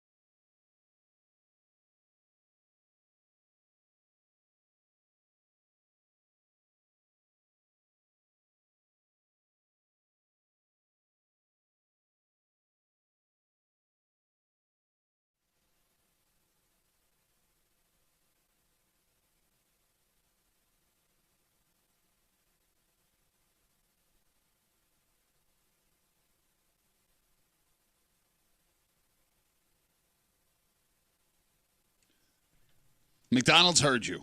Oh, nice. And they're going to try and make things better. Yeah. However, there might be a disconnect between what they think we want from them and what we actually want. Oh. Because there are places that you are willing to spend money for a smaller amount of food. Food that is of a high quality. Right. I don't know if McDonald's is one of those places. Yeah, I don't want the McChinsey. You're hanging out in the break room. It's just Classic Rock 96.5 WCMF. By the way, don't you talk about my great uncle like that. Your great uncle McChinsey? McChinsey, he was a good man. Just after 8 o'clock this morning, when you get a new job, when you settle in there, you think you're going to be there for a long time. You imagine yourself having success, right? 10, 15, 20 years from now, talking to coworkers about how great it's been. One man found out yesterday that's not always the case. And sometimes there are jobs you will have for a very short period of time, either because you decided it wasn't for you or because they decided it wasn't for you. What happened? We'll get to it just after 8 o'clock here in the break room on CMF. So we told you a couple weeks ago, 2 weeks ago, that McDonald's was looking to offer a new, bigger burger. They believed that customers were feeling, I guess, chinsed. Yeah. Right? And they wanted to have an adult size, that quote, more satiating burger to Big offer old customers. man burger. Yes. That feel like they were not getting enough for their money. And in that discussion, Kimmy had said she would much rather have a lot of little things. Choices. Yeah. Yeah, because I don't think just improving the one thing is going to justify the increase in price. I think just visually, you're more satisfied seeing more items than one bigger thing. All right. Well, it's almost like someone from McDonald's heard Kimmy say that. Oh, she's in there every day. Because McDonald's is now ready to offer What? a $5 meal deal. So it's like a platter? You got it. Damn, what I get? Starting on June 25th, for a month, they're going to roll this out and see how it does. For your $5, They're going to roll you out. Do your McPlatter. For your $5, Kimmy, you get a choice of a McDouble or a McChicken, a small fry, a small drink, and a 4-piece chicken McNugget. This is a McKimmy all the way. So I'm in on that. 4 items for $5. The McKimmy? So the McDouble or the McChicken, small fry, small drink, 4-piece chicken McNugget. McKimmy. I mean, I guess if that's the closest you're going to get to your traditional dollar menu in a way, which people loved. I mean, you don't get as many options, but I'm still getting a decent amount of sides. Yeah, but it's I mean, the small fry is. What's the point of tiny, a small fry? yeah. What is the point? We should just eliminate small fry. Yeah. You're getting to the age where start thinking about the small fry. No one should ever Not if order I'm a going there. small fry, no thigh. If I've made the decision to go there, I'm probably, I'm getting a side of fries for my side of fries. You don't want to thunder up. Look, no, she's right. No one has ever voluntarily ordered a small fry. It's like 7 fries. What's the point of even having a small fry? But that used to be this. That was an adult order of fries. Order, please tell me. Oh, we're getting so fancy. Shut up, nerd. I want my fries and I want them now. So you went to supersize? Yes, I want the biggest fry you got. So how much is a supersized fry? So they don't do supersize anymore. They haven't done it in 25 years, you old bastard. Well, the biggest one. I don't know how much it costs because I don't look at the Is it price. like $3-4? I'm not sure. I just want the big fries. That's why I love going to Five Guys so much because you get a bag of fries. Unlimited. Come on. No, Red Robin's unlimited fries. Oh, that's what I'm thinking of. Doesn't matter. I just want fries. I'll say this. If I start eating fries, I will not be done eating fries until fries no longer exist on the planet. I could eat every fry. Right. Well, you need car fries, and then you need fries for when you get to where you're eating your food, if you're bringing it home. She's right. Yeah. She's But you absolutely see, right. if you eat like that, McDonald's can't win. What do you mean? Because you just want to eat all the food all the time. Well, that's what fast food used to be. I understand, but they can't do it anymore. They can't afford to do it anymore. No, guys, think about McDonald's. Y'all in got this too damn situation. big. Is that what it is? And you're coming back every day now. You're like feral cats, man. Once you give a fatty a fry, they come back with their friends. When you give a and then fatty- you got a carload of plate club Wait, wouldn't looking for that some help road McDonald's? fries. Yes, no, You're it's bringing quite. your fat friend. You do. Y'all bring your little fat Chubbaloo buddies. Now it's the Chow Luck Club. It's quite the opposite, actually. The reason McDonald's is doing this is they're seeing that people aren't going to fast food restaurants It's like gonna they used break to. them, man. Okay. I don't want to live in a world where I lost Sears, Red Lobster, and McDonald's all in my life. You don't go to McDonald's. I You went don't to go my- to Sears. You don't go Yeah, to I Red don't know Lobster. whose side you're on. I don't want to, but it troubles me Does it? because these are like gold standards that were like Teflon institutions. Now, by the way, McDonald's is not close to closing, right? But Like, they are they're just making some slipping, changes. and I hate to see an institution slip. You know what would help that institution? Look what happened to CMF You know what would help that institution? What? Is if you went there and spent money. with my fat friends. becomes the fat choo-choo train. But y'all don't want to spend.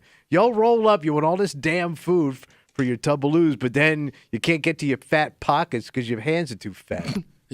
You want everything cheap. Okay, so and what you said, although stupid, may be the biggest problem McDonald's is facing. And the phone number is 252-WCMF, 252-9263. With this $5 meal thing, look, you shouldn't expect things to go back the way they were 20 years ago, where you could walk in with a $5 and walk out with just a bag full of food. But there are places I'm willing to get less food for more money. Like places that are... Wait, what is that? Well, like restaurants, Oh, right? yeah, like fancy. Yeah. Yeah, well, I mean, fancy would be some of them. Just any sit-down place. Yeah, usually. but also unique stuff, Kimmy, right? Like food that you don't... Foreign food. Maybe that's some of it. Maybe some of it's like food at the Lilac Festival that you don't get all that often. Like Food truck unique, food. Yes, exactly. Like stuff that you see only once in a while. Like in that case, I am willing to spend more for less. But when it comes to McDonald's and all fast food places, I just want the maximum amount of food I can get for the least amount of money. Quantity. Is that fair? Yes. Because like, we've talked about this with diners in town before. You know, Rochester's Diner Town, USA. There are people that will go to diners for the quality of the food. But Kimmy and I are people that go for the quantity of the diner food. You want all the hash that brown. extra large pancake. Yes, yeah. Like sausage. I'll go to a place that I don't like as much if they're willing to give me more potatoes and more pancake. All right. Right? Yeah. And I think that's the problem with fast food now. Is I want more for less. And if you can't do that for me, well then maybe fast food is not part of our diets anymore. Well, that's the problem. Because think of, you know, if you did order something from like the dollar menu back in the day, it was just like the base sandwich. You didn't get like all the toppings on it, and you were fine with that. Double right? cheeseburger, yeah. Right, like you just wanted the burger, the cheese, and the bread. You didn't need all the extra stuff. So to your point, yeah, I think you were looking just more for the most you could get for that dollar. All right, here's the thing. Here's the thing. If I were to work for McDonald's, right, and I'm going to go in here, I'm going to fix this for you.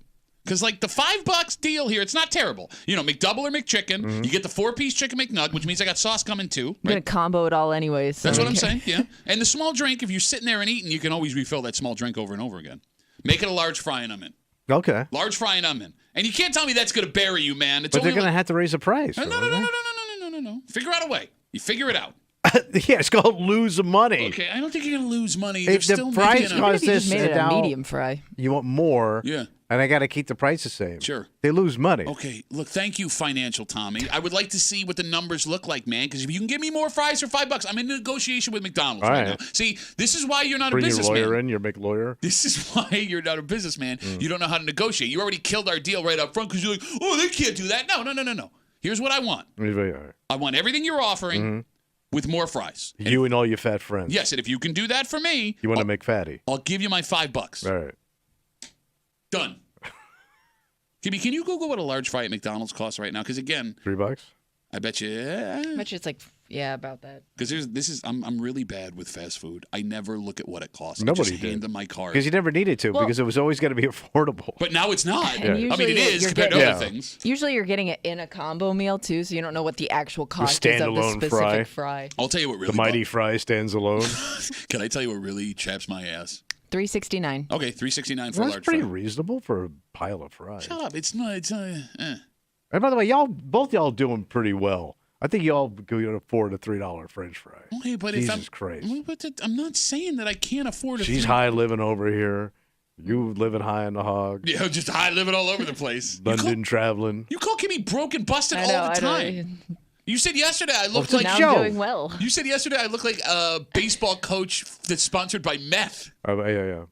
By a meth lab. No, look, man, you're right. And I think here's the thing. Most people that are upset about the price of McDonald's could swing it if they really needed to. But it's the idea that it's changed. Well, we And also got spoiled. you're right. Yeah. You're right. We should not expect prices to never change. That being said, if your hook was, look at all this stuff you get for so little money, Okay. what's your hook now? What are you bringing me in with? And they're trying the bigger burger, and they're trying the $5 thing. Okay. Right? But I don't know if it's going to work. I'm trying to help. I'm not criticizing. Big ass cheap fry. That's what you're saying. Yes. Give me a big-ass cheap fry. All right. Bro, that's why Red Robin does so well. Unlimited fries. Crushes. It crushes. Yeah, but What? Unlimited fry because you have to sit there and eat it. Oh, bro. It doesn't work for fast food. I understand. I You understand. can't get an all-day French fry pass. Bro, back again. If they sold all-day fry passes, that would be impossible. no, just charge the right amount of money. The carousel of fatties that'd be rolling around that goddamn park lot, coming back in for a repeat. We just talked about how Red Lobster started hurting with that all-you-can-eat shrimp. Okay, but that's shrimp. That's an expensive item. Think of how many French fries you could eat. You have a day pass for French fries. Would you pay? All right, here's the deal. All right. McDonald. All right. I'm running McDonald's. Gotcha. Tommy McDonald's. CEO. We're doing this new thing. We're going to try it out this summer. It's a $20 French fry day pass. Wait, $20 for the day? Every day, anytime you want, you can come up and get all the fries you want. Or you could come in. No, because I can't eat $20 worth of fries. Yes, in a day. you Well, could. I could. Look but at I'm not gonna- America. All right, so I'll give you an example. Right. Panera started a club where you could pay, it was like an X amount for coffee every day. You just walk in, boom, Yeah, it's got coffee. your coffee. A bottomless cup. Yeah, exactly, right? If you were to give me, for $100 a month, unlimited fries for 30 days, because there are going to be days where I'm not That's kind of, I'm not getting fries some days. I'm going to go overboard on fries but you other would days. now. No, I You might have after church French fry. But it's also a loss leader. Like, if I go in for the fry, I might also buy a burger. Hey, that's on you, man. But that's what I'm saying. Like, But all day, any time of the day, you can come in and get your French fry. Yeah, I I'm doubt not- you're just getting French fries. I'm not doing $20 a day, but I would consider anywhere between like $70 to $100 a month. How much is that a day? 70, that's like $3 a day. Ah, Jesus Christ, $3, man. $4 a day. That's I'm one losing fry. that too for much. coffee, No, some you're people. All day long, I can give you French fries? Yeah, but I'm not going to use it every day. Yes, You're you betting are. that I'm going to be too busy. You know how people be, man. Okay, yes, there's There that. will be some people that make it a point to use it every day. But there will also be people that You buy know it and it. use it 3 times. And it would also suck for the people that work there because they're just going to have to keep cranking out French fries over and over again. And then there's You know going to what I be riots breaking out, and the news is going to be out there. Look at what happened that time we ran out of chicken. Bro, French fry pass might actually be a great idea. All right. The fry pass, the summer fry pass. $60, $70 a month, I would pay for fry pass. All right. But here's the thing, I could only eat it on Sundays anyway, but I would still buy it and just get unlimited fries on Well, Sundays. you're one of the few grown-ass men that has your cheat day. Oh, unlike you, who has no cheat day. I just eat fentanyl all the time. Hey, I can't even. Buddy mine says no days off. There would also be guys looking for the loophole. Like they'd get that French fry and then like pour it into a bag, come back Yeah. for more. You know, they'd be filling up their pockets of Yeah, you're French going to fries. be blowing it out the loophole at the end of the day, too. Your loophole's going to be quite stinky and sore. What the hell's wrong with you, man? I'll tell you what this $5 meal deal is great for. Yeah. Urgent care. Again, My McDonald's. chest hurts. McDonald's My fries. is June 25th is going to roll out a $5 meal deal. In this $5 deal, you'll get a choice of a McDouble or a McChicken, a small fry, small drink, and a 4-piece chicken McNug. So 4 items for $5, but they are small items. This is great for folks with kids. The tweeners, too big for a Happy Meal, Yeah. but you don't want to spend the money on a value meal. Yeah. But do I want to live in a world where now I got to look at young people with triple chins? For God's sakes, man. McDonald's have been around a long time. Yeah, and by This the is way, nothing new. But now you're really opening up the chub gates. bro, they had to roll you into the studio back in the day. Let's not sit here and be Hey, I like, wasn't the only one that needed a ramp on that show. Let's take a break. All right, let's do it. When you start a new job, you have visions of you being there for a long time. Climbing the ladder. Yep, walking in the first day, I'm going to own this place Mm-hmm. at some point. And every once in a while, it doesn't work out. But when I say it doesn't work out, I mean like doesn't work out like it was quick doesn't work out. Oh. Because sometimes in a short period of time, you decide that job is not for you. Or the people who run that job decide this job is not for you. Mm. And that seems to be what happened with one man that we were introduced to like 2 weeks ago. And he's already, what? Oh, he's out. Already? We'll get into it next here in the break room on 96.5 WCMF.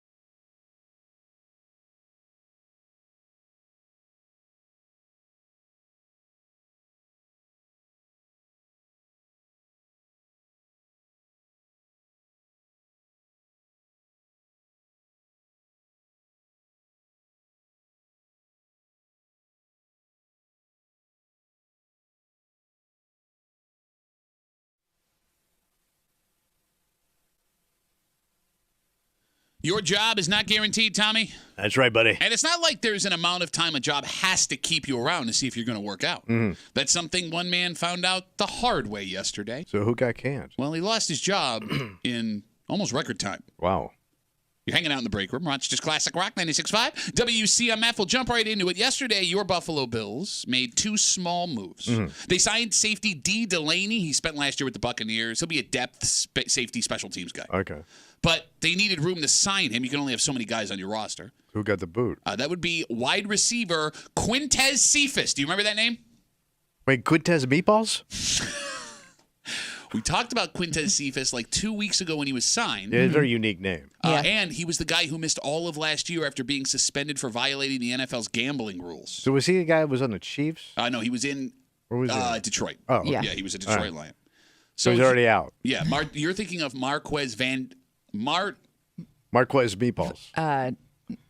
Marquez Van Manton. Yeah, there's like 7 names in there. MVS. Yeah, yes. yeah. No, Now, we why gotta can't do I this. think Now, of it now? why am I blanking? Vasquez. Vasquez. Marquez Vasquez.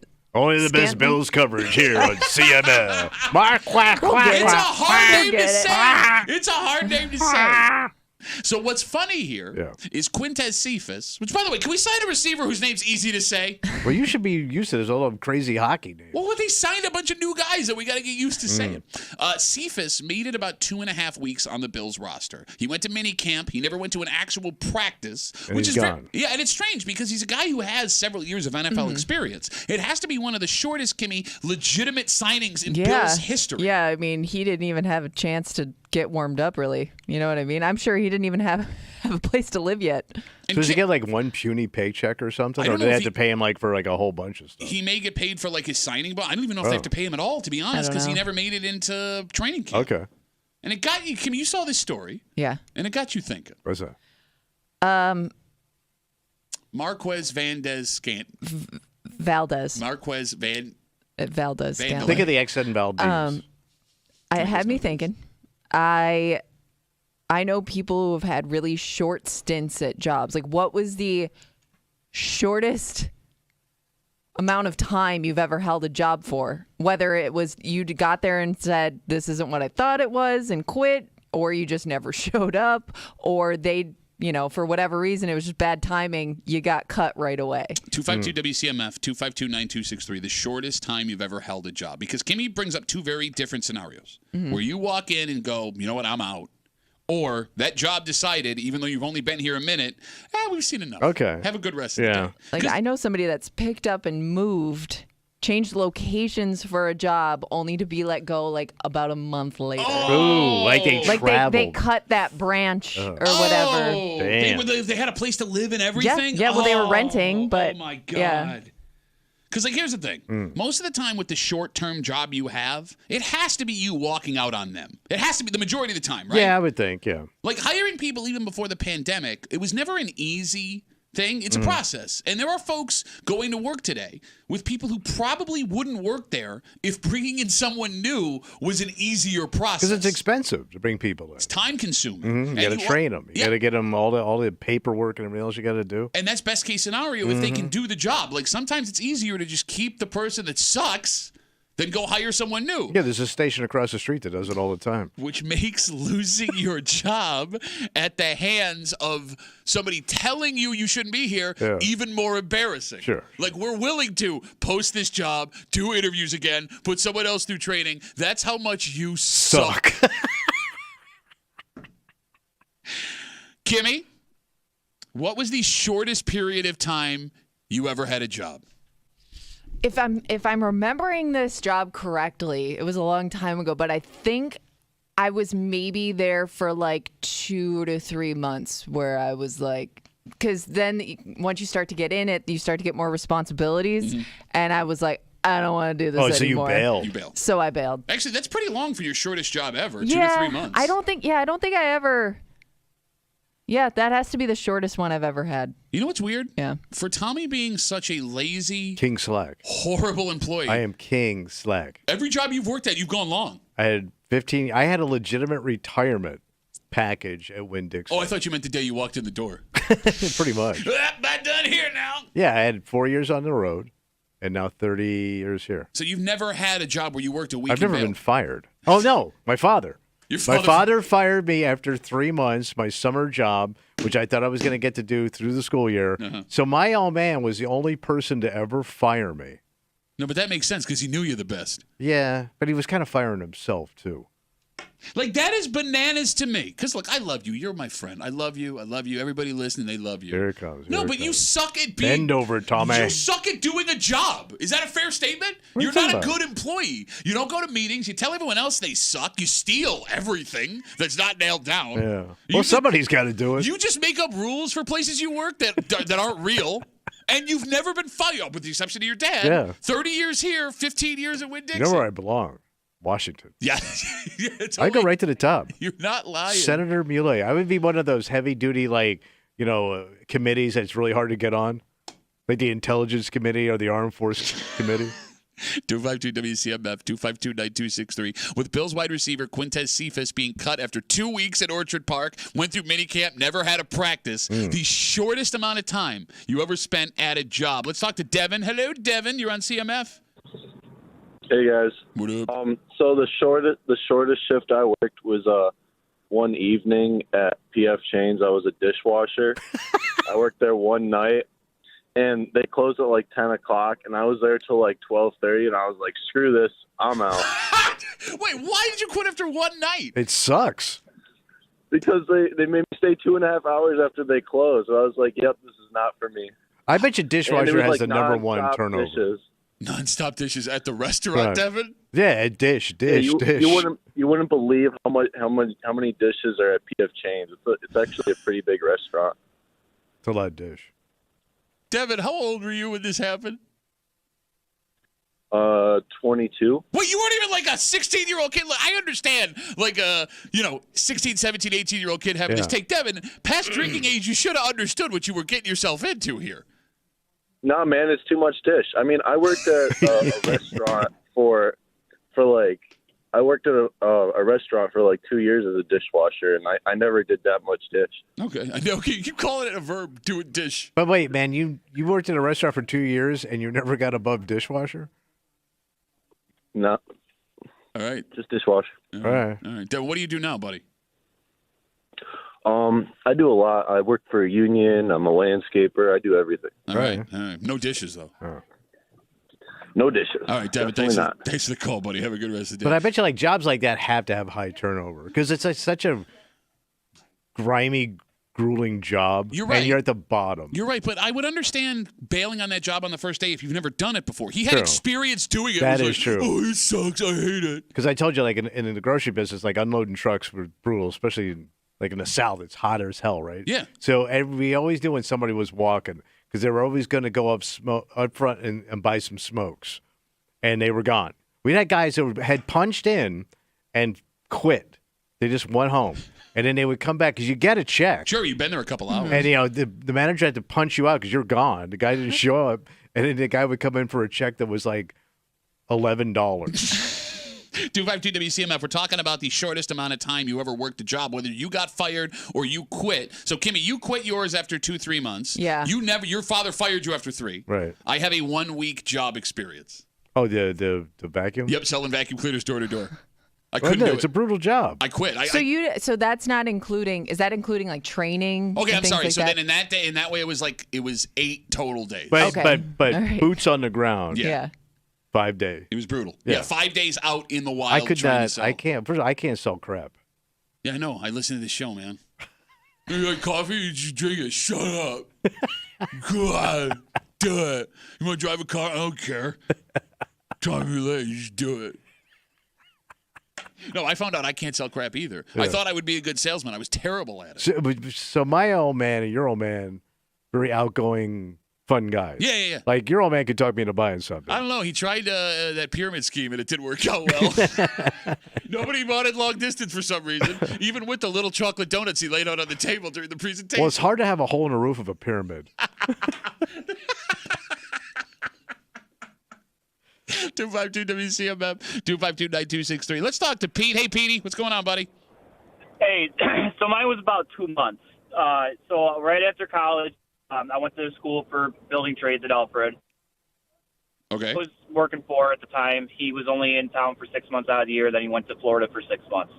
So I found a full-time job with this modular home company out in Avon. And when I showed up, I was told I was supposed to be the lead carpenter on all the modular homes, finishing up, whatever they need to do when they get joined together. And so the first day I show up, they stick me in a mobile home park. And I'm looking at the guy, my boss, and I go, what am I doing here? He goes, oh, you're fixing these up. We're going to rent them out. So as he's telling us what we have to do with these houses, he's falling through the floor. As he's walking through He fell through the floor? He fell through the floor. So I just thought it was like, okay, maybe they don't have anything coming up. Gave it a little bit of time. Finally, I walked in the office and said, I quit. I'm out. They had to fire me. As soon as that guy falls through the floor, I can't stop laughing. Yeah, no, you're not kidding, man. Fire me now. All right, Petey, thanks for the call, buddy. I appreciate it. Okay, so far, every story you've heard. Kimmy quit. Well, you were fired by your dad, but that only half counts. I quit. Devin quit. The first one where they did not quit. Oh. Jim writes us on Facebook. I worked plowing parking lots as a teen for about 2 hours, hit 2 buildings. My boss got out of bed to come down and tell me I didn't have a job anymore. He was nice when I told my dad he wasn't so nice. Oh. Jim paints an interesting scenario. First, he got fired after 2 hours. How do you hit 2 buildings in 2 hours? Yeah. There are some jobs that take a skill you have to master quickly. Oh, yeah. I would assume plowing's one of those jobs. Yeah, immediate. And if you can't do it, you're just out. Mm-hmm. You know what I mean? Mm-hmm. Is there any shame in just not being able to do that Well, skill? you don't have it. You don't have it. Do they just hire plow people and be like, can you do this? I would think that no, because it's so damn dangerous. I mean, you could do, to your point, think how much damage you could do with a plow. Yeah, but I mean, if it's a big empty parking lot, I don't know. This guy hit 2 buildings. Yeah, Jim was not a good plower, apparently. We got more Facebook messages coming in. We'll get to that in just a second. With Quintez Cephas of the Bills being cut after like 2.5 weeks, the shortest job you ever had. Let's talk to Chico. Hey, Chico, how are you, brother? I'm good, brothers. How you guys doing? Good, man. What do you got for us? I got a story for you. I work on construction, do masonry. Got a buddy a job. He worked for, he told me he had to go to the bathroom after 2 hours. Yeah. Goes to the blue box. Next thing you know, I see him getting picked up by his sister-in-law at the gas station. 2 hours. Like, he doesn't even say he's splitting. He just disappears. He just had to go to the bathroom. Oh. Couldn't handle it. So that was it. He just didn't like the job and he bailed. Think how after 2 hard hours. it is laying block. Well, yeah, but 2 hours? 2 hours, Bro, Chico? it's backbreaking. Yeah. Well, it is, but I mean, Jesus Christ, come on, guys. I could not do that job for 2 hours. I'm with you, but at least I have to have enough pride in being a man that I'm going to make it to the end of the day and just not come back. Like, I'll lie. Exactly. I hurt myself. I can't come back. I'm with the other guy. I'm out, man. You know what's more embarrassing, Chico? Like, not only did he not have his own car, it wasn't his wife who picked him up. It wasn't his buddy. His sister-in-law. Which was like the only person available to him. Right. Also, I wouldn't have the balls to call my sister-in-law and be like, I failed. Please come get me. Because sister-in-law is like the lowest form of in-law. Exactly. Well, obviously his wife wasn't the one he wanted to call. Oh. Yeah, good call. Well, no, good thing calling her sister. She won't say anything. No, they're very quiet. Chico. Yeah. Thanks for the call, buddy. I appreciate it. All right, guys. Not how I thought that call was going to go. I do want to say I'm very proud of you. What's that? Well, because I saw your eyes light up when I said his name was Chico. I was waiting for bad impression, guy. Weren't you? No, I was waiting for your crappy 70s Yeah, I TV know. show joke. We're waiting for your It's bad not my impression. job. There you go. Terry writes us on Facebook. We're talking about the shortest jobs you ever had.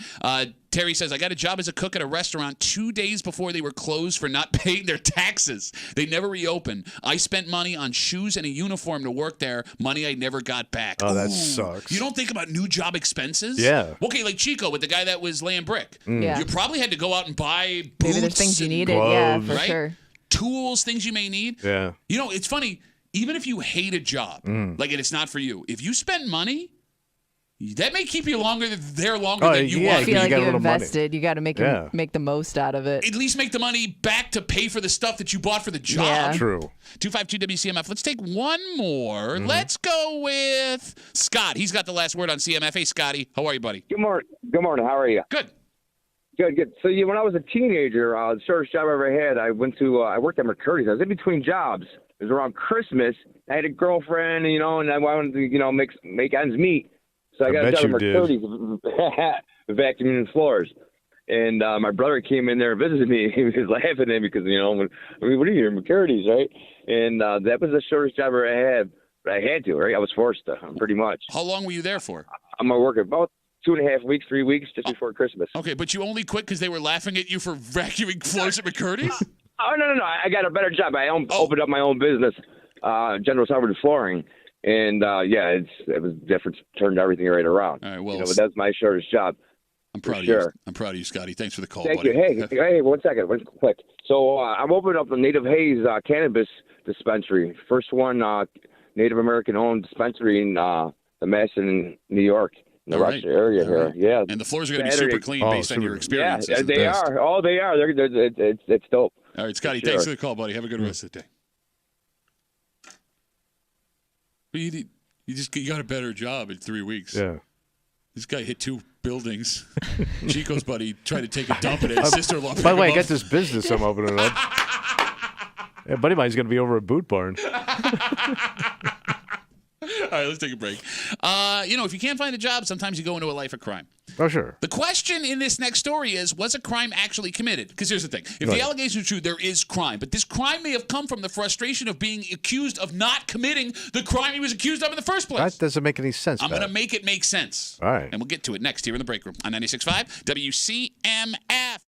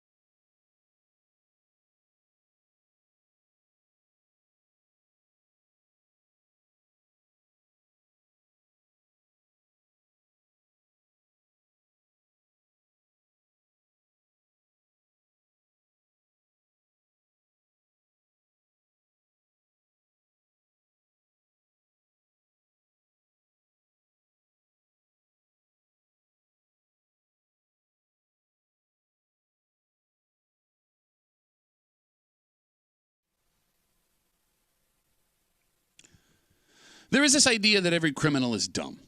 Yeah. And that's not true. There are very smart people who commit crimes. Oh. This man may not be one of those smart people. Right.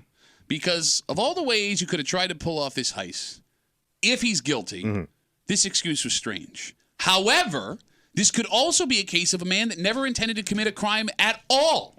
That simply being accused of a crime that he was not committing caused him to get so frustrated that he then actually committed a crime. Wait, this is crazy. You're hanging out in the break room. Rochester's Classic Rock 96.5. WCMF. This story comes to us from a gas station in Chili. Oh. The Monroe County Sheriff's Department says just before 10 p.m., a man walked into a quick fill and wandered around the store before heading to the checkout with a box of Hot Pockets. Oh. All right. He put the Hot Pockets on the counter and then asked for 2 Dutch premium cigarillos. Look at that, man. High-end smoke. Bro, that's a hell of a night. Whatever you're doing with those cigarillos and some Hot Pockets. So the cashier went to grab the cigarillos, and then he scanned the Hot Pockets. This enraged the suspect. Why? Well, he said that box of Hot Pockets didn't come from the store. He brought them in. Let me say that again. Wait, were they cooked? Did he put them in the microwave? No. They were in the box. They were in the box because they were scanned.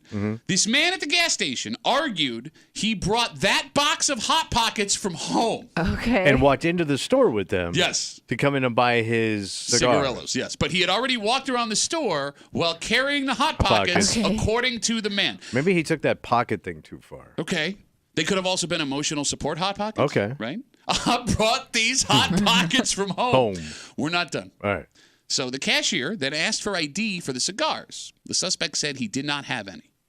Cashier told him, I can't sell you the cigars without ID. And this caused the man to get even angrier, Tommy. Okay. According to police, he then grabbed the cigars, along with a Sprite, and walked out of the store. Yeah. But that's not before inviting the cashier outside to fight him. Okay. What's he going to do with his Hot Pockets, though? Put him on the Doesn't ground. seem like he wants to put him down. No, put him on the ground. You fight the guy. You pick up your Hot Pockets you brought from outside the store, and you go back on your way. He was last seen walking down Old Scottsville Chili Road. So here's the thing. Wait, so you're saying they haven't gotten them? He is still on the large. Yes, he's on the So he's walking with his Hot Pockets? And his cigars and his Sprite. All right. Based on how this man reacted at the end of the story. Yeah. All right, let's tell you what. I'll ask you guys this question first. Is there any way that these Hot Pockets did not come from the gas station? No, they're totally gas station Hot Pockets. I didn't know people that have taken things into like 7-Eleven and places like that and asked to use their microwave to heat it up. Okay. Wow. That is a thing, and they'll let you do it. At least they used to. Don't tell people that. No, it was a thing. No, I know, but someone's going to come in with like meatloaf from like, No, see, it's like people like your family that take advantage. I was saying don't Your dad do would it. drop his kids off. I hear you do daycare too. Daycare at 7-Eleven when I was a kid would have been awesome. No kidding. Just would have been eating those sausages by the hand off the roller. Oh, I bet you would. It's not even Saturday night. Kimmy. Yeah. Is it possible in your mind that this man brought the Hot Pockets? Well, now that I know the microwave thing, possibly, but no. But they were I in mean, the I'm thinking, box. Yeah, they were in the box. They Okay. got scanned. Well, okay. So he didn't drive there then? It doesn't know. It says he walked. He walked with his Hot Pockets. Yeah. Maybe he did stop somewhere and get Hot Pockets and brought them with. Because I would think, like, if you drove there, you'd keep them in your car. But if you didn't have anywhere to keep the Hot Pockets, But he never asked any. maybe it's possible you walked in with them. He didn't ask to heat them up. He did not do that. He just put them on the counter when he got up in, there. in the box. Yeah. Okay. Phone number is 252-WCMF, 252-9263. Is it possible that this man's Hot Pocket story was true? Because Kimmy brings up a good point. If this gas station isn't where I think it is, it's down the street from Wegmans and Target and across the street from a Dollar General. Oh, that's like in the heart of Chila. And those are two Hot Pocket spots. Yeah. It is possible that he went to one of those places to grab his dinner. Scored it. And then went to the gas station for cigarillos. And the fact that he was willing to pay for the cigarillos. Great point. Maybe supports the claim that those were outside Hot Pockets. But the overreaction to the whole thing doesn't help his cause. Okay, but here's the thing, man. Here's the thing. If somebody called you a thief right to your face, how would you react? I don't know. I get called things all day here. Okay, maybe you're the wrong example. I'm cool. And I'm sure when he goes, no, I brought these Hot Pockets But he, from but he home. also wanted to fight the guy. Well, all right, he wanted to fight the guy at the end. If we walk through the allegations again, all right, come with me here at this quick fill in Chili. He walks in. He walks around the store. He goes up to the counter, puts the Hot Pockets on the counter, asks for the cigars. The guy, boop, scans the Hot Pockets, and he goes, no. You don't understand. These are outside Hot Pockets. These are not inside Hot Pockets, outdoor Hot Pockets. Okay. The guy probably laughed in his face. Yeah. Right? Yeah. The guy probably said something. Smug. Yeah, right? Which, I get it. Looked at him suspiciously. Exactly. I mean, you got that. Then you have the issue of not having the ID, which would frustrate you even more. Which is all. What man ain't got his ID? The guy who left his ID at home. No, you busted.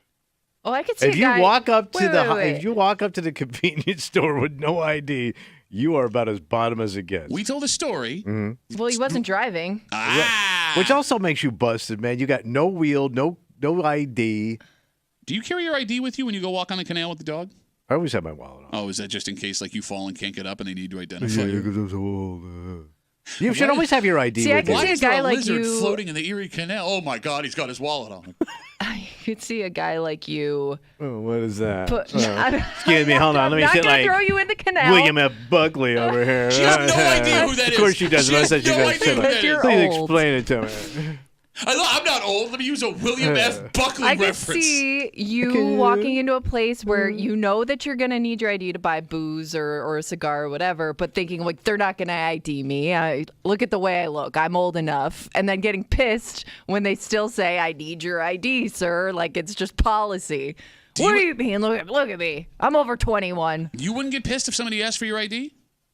No, I always have my ID on me. And Why? some places like I've seen it's people get Century Are you trying to unnecessary. set a record at every restaurant you sit down at? I've seen people, 105-year-old birthday. Get all the candles we got. Roll them out here, son. I've seen He guys can't get taste anything anyway. His tongue's dead. Poor You're girl's like, trying to make a point over here. No, you're defending Kimmy. I'm trying to say Defending Kimmy I F. don't know Buckley. I don't know what you're doing. What is that pose? It's you. That's what it is. I've seen grown men get upset if they forgot their wallet or ID and they're asked for ID for something. You know what I mean? right. This is stupid. By the way, So I'm going to lose my crap. No, but here's the thing. You said that, you're busted if you don't have your ID on you. Last week, we told you that I found an ID on the floor of our lobby. We found the woman on Instagram. It was like this big thing. I wrote her. She finally got back to me. Yeah. I still have her ID. What does that tell you? I don't know. She busted. No, I followed her on Got Instagram. no She don't car. She don't look busted. Probably All of ordered a new all one. of her clothes are birthday presents. What? She busted, man. She ain't got bus fare to come down and get her busted ass What are you ID. talking about? To his point, like he went through all this trouble to tell us something. Yeah, but Oh, now he's saying all this trouble because last week I was a creep. I know. I would guess she Douchebag. already ordered a new one and doesn't need it anymore. No, but I mean, I guess it's a good question. 252 WCMF. How many people take their ID with them every time they I always leave have the my house? ID. I've always had. If I go out, like if I'm running or on my bike or something, I'm not taking my Yeah, ID. if I'm training, man, I got to be feathered light, because I got to get my points and my totals in. when My you were- Hashtag no Fitbit. days off. Hashtag stay ready so you don't got to get ready. When you were still able to jog, you took your wallet with you? I always had my. It fit in your swishy pants? I like to swish the hell out of here. What the hell is that? Yes. Oh, God. You can't swish anymore. You're too old for swishing. Can't even go to Swish Chalet. Kimmy doesn't know what that is either. Jesus Christ, man. Bro, you dropped a Swiss Chalet reference after a William F. Buckley Do you know reference. he invested in that chain? Get the hell out Yeah, of here. yeah, he's one of the founding fathers. It's amazing. Founding fathers of Swiss Chalet. Yeah, him and Danny Thomas. Danny, Kimmy. That's why there's only glass tables. According to Gallagher. Shut up! Can you stop making the oldest references of all time? What are we doing? A show across the street? 252 WCMF. If you are just joining us, we'll recap the story one more time. Just before 10 p.m., the Monroe County Sheriff's Department says a man walked into a quick fill in Chi-Li and walked around the store. Yep. He then got to the counter with a box of Hot Pockets, asked for 2 Dutch Premium cigarillos. The cashier took the Hot Pockets and scanned them, which made the man angry. He said, no, I didn't get these Hot Pockets here. I brought these Hot Pockets from outside. He then asked for ID, the cashier, for the cigars. When the man didn't have them, he told him, I can't sell you the cigars. The man got very upset. He snatched the cigars, along with his Hot Pockets and a Sprite, walked out of the store, but he never paid. No, he never did. So he did Yeah. commit a crime. But he walked out of the store not before he invited the cashier to come outside and fight him. So that's what's so interesting about this story. Is yes, if the allegations are true, he did actually commit a crime. Right. But did he commit a crime only because he was frustrated that this man was not believing that those were his Hot Pockets? Okay. And if that's the case, is he justified in his Cigarello Sprite shoplift? I'm asking. It's the most busted ass story, man. Because like if you want to believe him, he took his Hot Pockets for a stroll. Well, again, I think maybe I don't think he took them from his house. I think he picked them up somewhere along the way if they were his All Hot right, so he went to Pockets. another store. Dollar like General Tops across the or street, something. Wegmans down the street. Okay. There's Wegmans, Target, and Dollar General All right, so in you that can score vicinity. your pockets there. Yeah, those are big. Those are Hot Pocket hot spots. And then you decided, I could really go for a Sprite and 2 pretty lousy cigars I don't think to cap up my evening. Bro, you're such a white He's Pittsburgh eating Hot guy. Pockets, man. What do you think he's And smoking? he's not using them to smoke them as cigars, you idiot. So he's going to get high. Yeah. No, those are blunts. You can't do those with cigarillos. Yes, you can they're with too, those. They're too thin. I love you here. They're too thin. Bro, I know exactly the ones he's talking about. Oh, do you, busted boy? You think you can't smoke weed out of those? I think they're too thin. Oh, please Bro, tell they're me. like a cigarette. Bro, you don't know nothing. I know cigarillos. It's like smoking a hobo's thumb. Yeah, which leads I'm not going to do that again. Which leads me to believe he wasn't smoking them as cigars. All God, right. those things were all. Remember Swisher Sweets back in the day? Yeah, I still can taste it in Me my too. mouth. I just did it as I said it. Oh. It's like trying to light Listerine. I didn't know you weren't supposed to inhale those. Yeah, you should know. No. And like the tip on the end, it's supposed to make them classier. Somehow made them less classy. Yeah. You know what I mean? And you're really good with tips.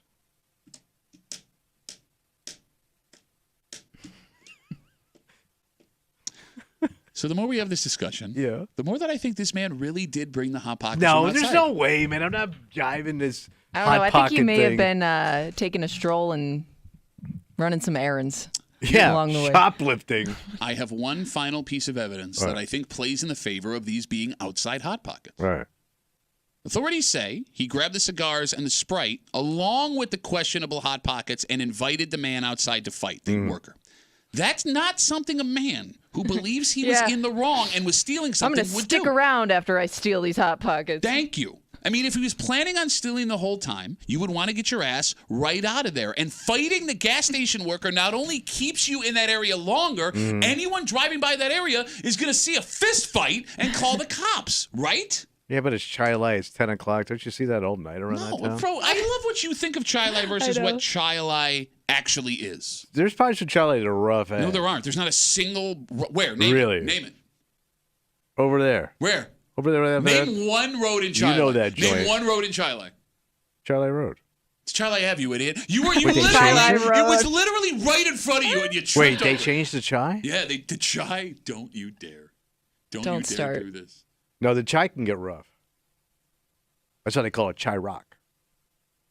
You mean chai rack? Chai rack, too. Is that what you were going Yeah. for? Yeah. If he were actually looking to steal from this place, the right way to do it would have been ask for the cigars first, snatch them, then grab the Hot Pockets and Sprite and screw. The more we talk this out, the more that seems like a crime of frustration. A man who is deeply upset that he was questioned of his outside Hot Pockets, and he took it out on the world. All right. And look, man, you know, there are only so many times. There are criminals that intend to be criminals, and there are criminals that the world turns into criminals. And I think you can make the argument. No way, Look, man. man, you've This seen- busted ass. Did you see the Joker? You saw the Joker. I'm not saying what the Joker did was right, but as you watch that movie, you understand why he was pushed to the point that he was at. And I feel like this man might be a Joker Hot Pocket situation. You know he's got a busted ass apartment, and he's got 4 rotating roommates depending on their situation. Yes, that can still mean he didn't. And he's not even in radio. Look, a guy that's buying cigarillos, Hot Pockets, and a Sprite, you're right. it's He's not not gonna in be a a good good spot. night. But Yeah. just because somebody's not in a good spot doesn't make them a criminal. And you shouldn't judge him. You're right. I also love, like you told us the other day. I'm going to, but you should. About, like, you were driving the smallest, least expensive production car made in America. Legit. Well, Yes. Living in a studio apartment in Cornhill, where you were surrounded by drug addicts who lived around you. Yeah. That's all you could afford. Working a job you were not qualified for. Yeah. Right? And you're going to judge this person? Yeah. You lived with your sister at one point, who was the most busted woman in Florida. Yeah, she had a toilet that you couldn't put toilet paper down, so you had to wipe and then put it into a trash can next to the toilet. Oh my God! Well, the toilet got root bound. It's Florida. Okay. While living in your sister's house, you had to listen to your sister have sex with some trash ass dude right next door. Hey! You got the story wrong. Multiple trash ass dudes. And you have the nerve to sit here and judge a man that walked to buy Hot Pocket cigars in a But Sprite. I was that man. I was Tommy Pockets at one time. Tommy Pockets. Tommy got pockets. Whoa! He can hear his sister moan. I think you were right the first time. By the way, you still have pockets. They're just fancier pockets. Yeah, I stepped up. Yeah. I do want to read this one point from Mark. Yeah. Mark says, is the Hot Pockets, starting off great, Mark, is the Hot Pockets scanned? If the Hot Pockets scan, they are from the store. If they did not scan, they are not from the store. A scanner only picks up items in their computer system. Oh, I think we just cracked this case wide open. No, because they all have the same barcodes. No, he's saying if it's not from that store, it won't scan. I understand what he's saying, but they don't make specific barcodes for each specific store. If they sell Hot Pockets and Wegmans sells Hot Pockets and Dollar General sells Hot Pockets. So those would scan anywhere? It would be all the same barcode. Oh. Nice try, Mark. I don't know. He sounds like he knows what he's talking about. You don't. I think I gave a very compelling case. I rest my case. All right. I move to strike. Objection. Let's take a break. Danny Thomas. Your Rochester Red Wings are in town this weekend. It's a very special weekend. You know I'm a Jersey nerd. Yeah, what they got? Well, I'm enjoying what they're doing. Also, the food we have in front of us, it came up briefly last week. I couldn't figure it out when I was cutting into it. I had to ask him a question. No, I get why it would confuse you. We'll get into it next here at the Break Room on 96.5 WCMF.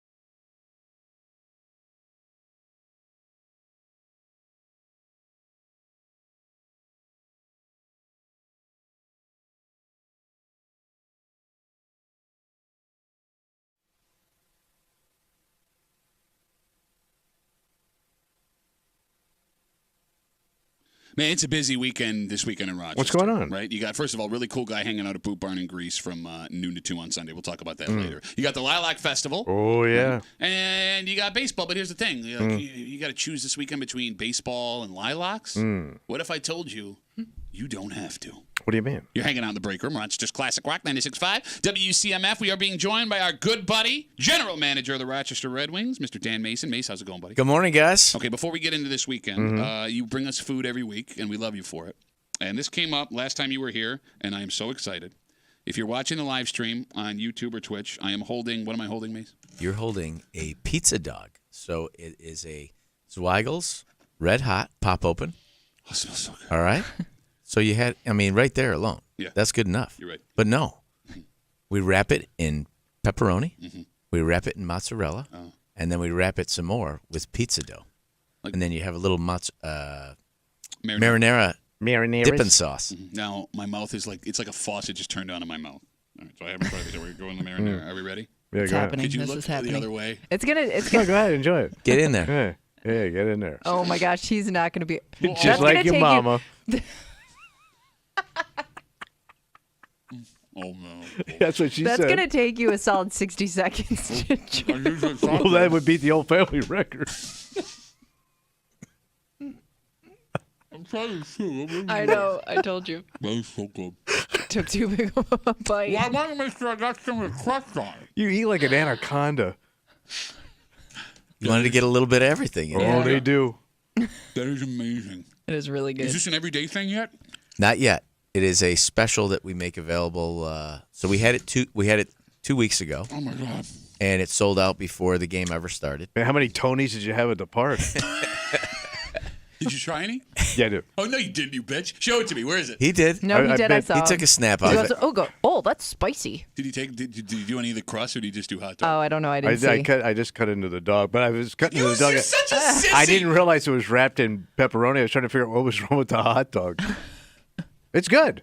No, it's good. I had a little bit of hot dog, guys. It's really I good. gotta This is watch amazing. my salt, my cholesterol, Shut my up. numbers are up. No, for the sake of Rochester, just eat everything and die. How about that? By the way, you got us some pasta salad. Yeah, pasta salad, too. Goes well with the pizza dog, doesn't it? I love So pasta good. salad. I know you do. Look at you. I see your bosoms. You got pasta salad breasts, man. All right, so not to tease everybody, but the pizza dog will or will not be available at any point this weekend. Not this weekend. Oh, but what else aren't you doing at the club this weekend? We do Other have promotions coming up next year. We have so be on the lookout for Pizza Dog throughout the season. Okay. And But by the way, if I want pizza dog, where can I find pizza dog information, Mace? Mama Missy's. Okay. Yeah. All right, gotcha. Or at Rock Red Wings, all of our social channels. Okay, So cool. whenever we do it, we'll send something out. I'll get a say, pizza dog available alert tonight. on my phone. Yes, you will get a Pizza Dog alert. Yeah, so you can find one and take a little nibble out of just a red hot. Because my sauce would be bad for me. I don't want to have to change the pepperoni, bitch-ass bitch. So, Mace, you're at the ballpark this weekend. Yeah, what's going on? We are at the ballpark this weekend. Tonight, 6:45. Guess what? What? Tommy, you ready? Yeah, I'm ready. Fireworks tonight. What? The first Wow. the first fireworks night of the year tonight. Damn. Summer's officially here. Yeah. Okay. And the fireworks aren't at 6:45. They're after the game. Post-game Okay, fireworks. guys. yeah. Well, I'm just trying to clear Game up. 'cause starts at somebody's 6:45. coming, I heard a guy say there's fireworks at 6:45. I go Thank to bed you. early. Yeah, my bad. Okay, no, you're good. Game at 6:45 against the Buffalo Bisons, and then post-game fireworks immediately after. Okay, so is it all weekend? You guys will be wearing these special uniforms you guys have started wearing earlier in the week. We're rocking the lilac this whole homestand. So Right, yeah, is that- we'll be wearing them tonight, tomorrow night, and Sunday. Is that what we're going with? Rocking the lilac? Rock the lilac. Okay, yes. because first of all, Mace, if you're watching the live stream, he is wearing the alternate logo on his sweatshirt right now with the rock purple and the little lilacs. Yeah. You guys had like a big old fashion show down at Highland Park earlier this week. We did. Yeah. You look great. It's going really well. People love the jerseys, love the hats that the guys are wearing, and all the fan swag. Great drip in the Red Wings team store available with the Rock the Lilac logo. Will you be auctioning off the actual jerseys the players are wearing at some point, or can I only buy the jersey in the team store? You can only buy them in the store because Okay. we're going to wear these every year. I see. Every year that the team is playing at the same time as the Lilac Festival, we are going to break these out. Okay. All right. So tonight, 6:45, first fireworks of the season. What's going on tomorrow night? Tomorrow night, 6:45, first 1,000 fans get a magnetic schedule, and then Sunday, all tickets are just $5. $5 a whole ballpark. What can you do anymore for $5? Right? Pretty much nothing. You shut up. You shut up over there. Giggling. $5 tickets on Sunday. That is amazing. Game time That's a hell of a 105 bargain. If I wanted to get a $5 ticket, Mace, where could I go get that $5 ticket? at redwingsbaseball.com or give us a buzz at 423-WING. Okay, so last time you were here, you were talking about you were doing part of the clean sweep with the city of Rochester? Yeah, Correct. the place looks great. I walked in, I go, is this Rochester? Beautiful. No, you guys got a ton of coverage. I actually saw all the folks you had together. Does the city, or is it the city or the county who runs that? The city. City. Does the city have an expectation of how much space you're going to clean? Like as a, like, you know, because you're obviously, you're giving tickets away, you were giving breakfast away, you also got lunch out of it. Like, do they come to you after and be like, hey, you have not hit your quota of clean as the baseball team that we expected you to do? No, there's a variety of quadrants around the city, and each of those quadrants have specific jobs to clean up a park or a street or a garden or what have you. And we had a record crowd. Over 3,000 people. Wait, 3,000? Clean sweep this year. Damn. Well, free breakfast, free hot dog, free tickets. I guess so. I also saw you had a couple of players that were in the. Did they go clean with the rest of everybody? Yes. Okay. Can I ask a question? And I'm just asking. Yeah. How did who do you make do that? Well, we had two guys that volunteered. Okay. Look. Two pitchers, two starting pitchers, Spencer Watkins and DJ Hers. They volunteered to help beautify the town that we all know and love. Look, you're great at your job, Mace. You're great at your job. You look great in the suit. You do a fantastic job as an ambassador for this team, right? But here's the thing. What's that? I mean, Tommy. Yeah. We've worked here how long? Too long. We owe a lot to this community. Would you volunteer at your job to go out and clean up? No. No. Well, we wouldn't in this room, but we do have coworkers that would. Thank God there's other people in this town that have a little pride in our community. But I would be pissed, like, if they're starting pitchers. Well, they didn't start that game. But still, like, if they go out and pull their back doing something, if I'm the manager, I am pissed. Well, I mean, I know. Thank God that didn't happen. But I mean, Tommy does make a point. Baseball is the sport of the weird injuries that keep people out for and backs and pitchers, man. And even like, I mean, some guys will have a hangnail and be out for 3 weeks. Right. I'm not making that up. You can Google those stories. Like, they're not a little bit worried. Here's what I would do. Okay. Two worst guys in a team. You two. You go. You're not going up. You don't say that after he said out loud who they were. I'm saying if I was manager. Good thing you're not. I would get the two worst guys. You realize if that was applied to our workplace, you and Pat would have to go out and what the hell did I do? What did I do? Grab the two worst guys. Tommy, Pat, go clean up the neighborhood. Says woman who self-admittedly is the laziest person in this room. What is going on? All right, so Mace, tonight, 6:45. 6:45 tonight with fireworks. Tomorrow, 6:45. A magnet. Magnet giveaway. Thank you, Tommy. Right. Do I get a magnet? Magnet schedule. And then Sunday game time 105. All tickets $5, and kids can run the bases with Spikes and Mitzi. Oh boy! And again, it's just kids. For the to run the bases. I'm trying. $5 for everybody. $5 for everybody, but not for everybody to run the bases, Tommy. Only kids can run the bases after the game. Yes. Because if not, security will come down on you. Oh yeah. Unless you can deputy dog. Catch your ass. Unless you can actually run, in which case security probably can't do anything about it. What if I'm full of Hot Pockets? Okay, can I ask a question? Yes. Well, because Tommy, you know my dad, he's the head of security. He's top there. security. Yeah, at Frontier Field. He does like multiple venues. Do you keep the pizza dogs that I just have under lock and key? Because if not, I think I know who's been eating the pizza dogs. Well, who do you think has been eating the pizza dogs? What do you mean? Officer Lock and Key. Like, here's the thing. With those plaid jackets he wears, he could spill marinara all over him. You wouldn't even notice. He's very well dressed. He's dapper. up for best dressed head of security in the league, international league. I heard that. He brought that up to me, and I think it's because he's been outfit by Raymore and Flanagan this whole time. Dan Mason, general manager of the Rochester Red Wings. Mason, it's always great to see you, buddy. Thank you for having me, guys. Have a great weekend. You too. Have fun over at the ballpark. Yeah. And again, if anyone wants to grab tickets for this weekend, they can find those tickets at redwingsbaseball.com or give us a buzz at 423-WING. And if they want to follow on social media the promotions that you'll be doing at the park or what kind of special food items will be there? At Rock Red Wings on Instagram, Facebook, and X. Ladies and gentlemen, they don't call him the best in the business for nothing.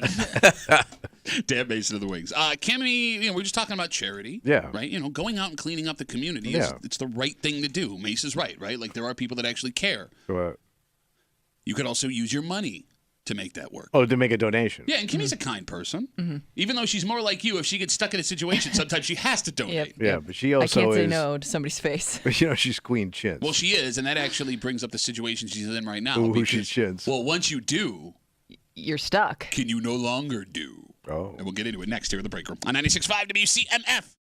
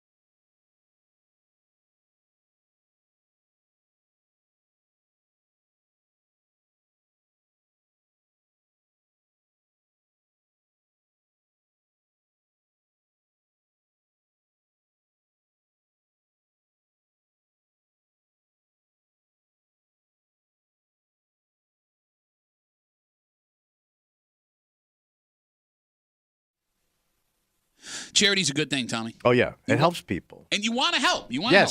Where you can, the places that need it. And you got to give.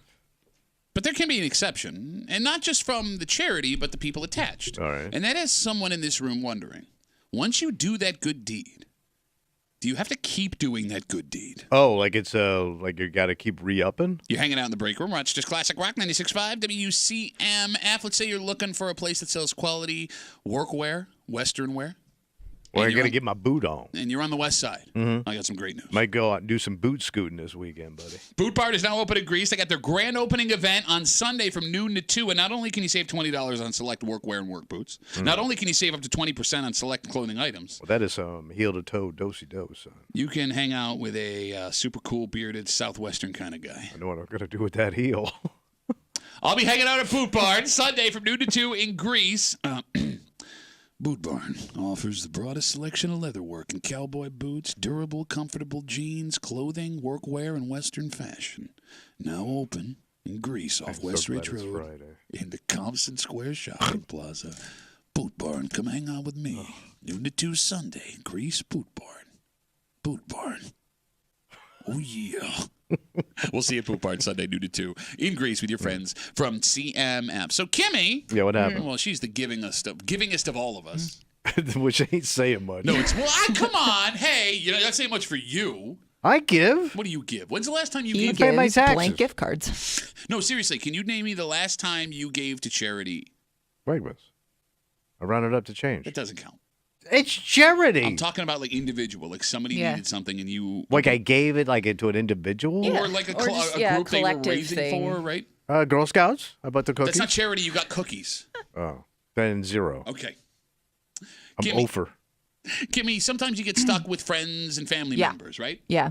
So last year, I had a friend who was doing a run. It was a significant distance for a charity. Okay. And I was like really proud of her because she's not like, she was somebody that kind of like trained for this. She got together like a whole team. Was it in shape?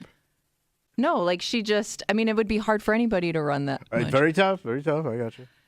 Anyways, she got together a whole team and raised like a ton of money. So I ended up donating to her team or whatever you want to call it. Yeah. The marathon. Fantastic. So I was like, well, like that was good for her. Big accomplishment. She raised a bunch of money. Not really thinking in my head that she would do it again the following year. Okay. And now when I saw her posting about it, I'm like, do I have to? Yes. Am I on the hook for this again now because you're doing it a second time? You got to step up. But I gave like kind of a significant amount the first time. Okay. Time out from the game. Yeah. We need to know how much money. I mean, it was $50. Oh, wait, you don't think 50 is a significant amount for a charity run? That's a lot of money, $50. Oh, it's not? You're trying to save the children. All right, well, you don't even know what the charity's for. Or the sick dog. Anyways, but now I'm thinking like even if I do give again, I have to give at least the same amount I gave the last you gotta time. drop And am I another now 50. on the hook for this every year? Pretty much. Moving forward. Okay. I mean- didn't think about it the first time I donated about how this was going to be an yearly. annual thing. Yeah. All right, the phone number is 252-WCMF, 252-9263. So to be clear, this friend has not directly asked you. No, well, she did reach out to like thank everybody who From last year. Yeah, like everybody And individually. you know what that means. Let the court know he's doing the So money sign. so she did acknowledge like everybody that gave money, which means she did recognize people that donated to her cause. So you recently got the thank you. No, well, after she ran it last all year, right, I she got sent you. everybody a thank you. Because So- that would be a great way to do. Hey, thanks for Yeah. donating last year. Yeah. By the way, I'm running again. Thanks again. No, she puts out like this big post about how she's doing it again, and She's if you're trolling interested in for money. donating, well, yeah, that's how you get donations. I understand. I didn't mean it mean. You said she's trolling for money. No, I mean it. She trolling for money. All right, on a scale of 1 to 10, 10 being like the bestest of friends, how close are you to this girl? I would put her a solid 8. Wow. Yeah, this is a good friend. Ooh. And she trolling? And they're close enough to know your financial situation. Right. Yeah, probably, yeah. Okay. But she's been stepping up a little bit. Well, yeah, you can't be cooking on your Blackstone and your brand new outdoor furniture and saying you don't have money for cancer research. Right. Does she have to give? Oh, yeah. Well, you just hate her that you want her Well, to have I to don't give. hate people. Honestly, though, even if this wasn't a really good friend, I would still feel obligated because, again, they know that I donated the year before and how much I gave, and I would assume that they're trying to get even more money the next year. That's the you goal. know what I mean? Yep. That's Jerry Lewis. 252 WCMF 252-9263. Is Kimmy a dick if she passes on donating this year? Yeah. All right, have you made a decision yet? I mean, I'm gonna do. right, so you're in. I'm You've too much already of a been guilted. coward to Okay. not donate again. Which is what they're looking for. Cowards.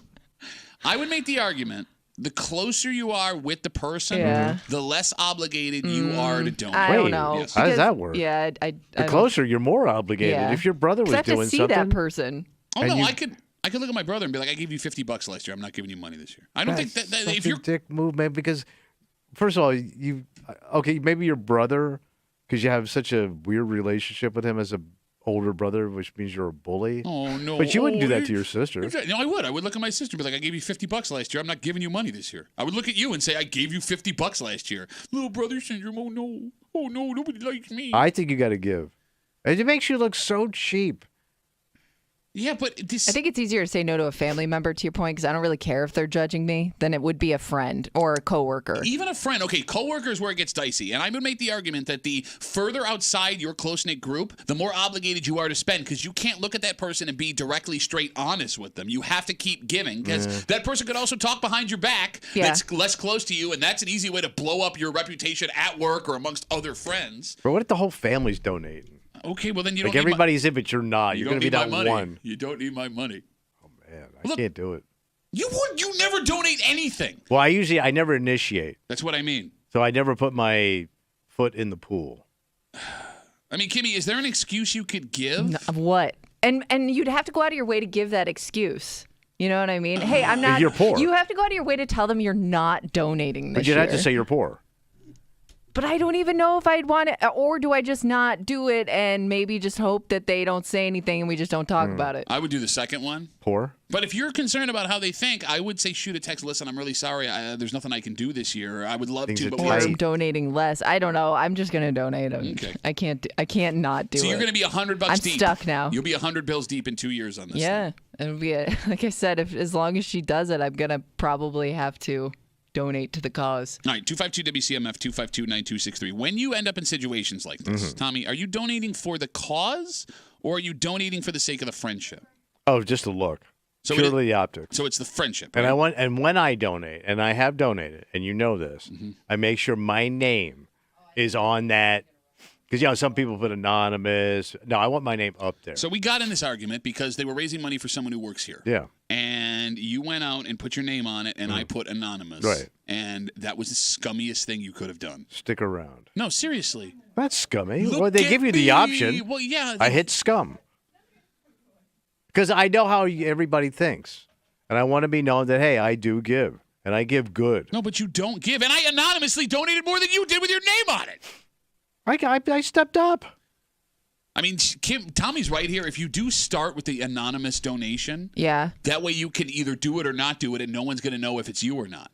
Because all of these things online give you the opportunity. But I don't want them to think that I didn't donate. Well, you're too late now. You know right? what I mean? Like, Yeah. but here's Right, the you thing. want recognition. Right. But I hate having my name on those things. I do too, but I also don't want that person to think that I don't care. No, I don't know. Here's the problem. You're screwed either way, because if you don't put your name on it, you're right. You're not getting the Nobody credit knows. from that person. If you do put your name on it, dicks like Tommy will go through and look, Oh, I'm looking. This is the worst. I forget this is one of the worst times of the year for this stuff, too. It is. All these runs and crap and these charity walks. Yeah, we are coming up on 5K season. The walks, too. Yeah, where they just shut down random streets. Yeah, hey, we're walking today and pick a cause. Like it's Saturday morning, I'm trying to get my kid to hockey practice. If you could not have 5 walks going on at the same time in every direction I'm going, that would be great. 252-WCMF, 252-9263. You know, when it comes to asking friends and family for charity donations, there are appropriate ways and inappropriate ways. We'll get to that in just a second. But Lori is on CMF. Hey, Lori, how are you? Good morning. How are you? Good. What do you got for us? Well, I think there's 2 pieces of this. Last year, Kitty supported her friend in a new seat, But as it goes on, we all make choices of how we want to give, and that's okay. That's her choice, the friend that's running. It's not how Kimmy wants to donate or spend her money. This is one cheap-ass woman. You talking about Lori Chintz? Yeah. Chintzy Lori. All right, Lori. It's easier. You make sense, Lori, but it's tough to apply that to the situation. To look somebody in the face and be like, you're only worth $20 this year. Unless you are more positive and say, good luck with your run this year. I'm so proud of you. But I'm not going to pay crap. I work hard for my money. All right, Lori, I mean, people have, it seems like everyone ends up in this situation at some point. You would feel comfortable going less the next year just because you feel like donating less. Sure. Okay. Sure, because I'm making choices. I support other charities, and that's no, you my don't, choice. Man. Lori has a voice of a woman that sounds like she supports a lot of charities. Yeah. Yeah, but she chintzes across the board. So, like, nobody ever gets better. Well, it's better than not donating it at all. Donating like at all. that kid in that country still limping. Well, hey, Lori shorted us on crutches, kid. Sorry. Well, what I love in people's obituaries is when they ask people to donate to their favorite charity, not the one of the deceased, but you do it out of the goodness of your heart, who you want to support, and go do it. What if I want flowers, though? What if I'm traditional? Yeah. I'm dead, I want flowers. Yeah. Does that make me look like a dick for not asking you to donate to charity, Lori? No, flowers are wonderful. Lori, thank you for the call. Have a good rest of the day. There goes charity, Lori. I just, you can't sit here and make any argument because you don't give ever. Watch me. No, you can't. I'm gonna judge Lori. Here I That's what sit. you gotta do. I hate getting involved in this stuff because, to your point, it's endless. No, but that's not why you hate and donating. nothing gets you hate donating better. because you're chintz. Shut up. Things Nothing do get gets better. They just keep showing me the same hurt dog and the same starving kid on TV. That kid should be in his 30s by now. Okay. He's still starving. Okay, that's one thing to donate to a charity like that where you don't personally have a connection. It's another thing where somebody shows up that that has some connection to it, and you're looking them in the face and saying no. And I hate people like you who's like, things never get better. There are thousands of charities that have made things way better than it used to be. I haven't seen it yet. Hey, they keep showing me the problems. They don't show the kid that cleared up. You ever see anyone in an iron lung anymore? You think that Yes, just magically happened? the guy just died of it. Yeah, he was the last one.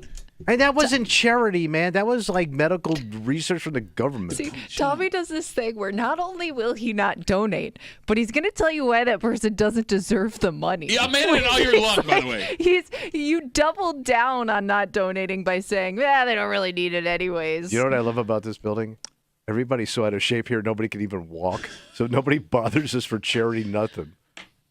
252 WCMF. Last year, Kimmy's friend was doing a long race to raise money for charity. Kimmy was impressed, and to encourage her friend doing this, she donated girl. $50. $50. I'm doing this for Kimmy. $50. But with Kimflation, that's like 300 normal dollars.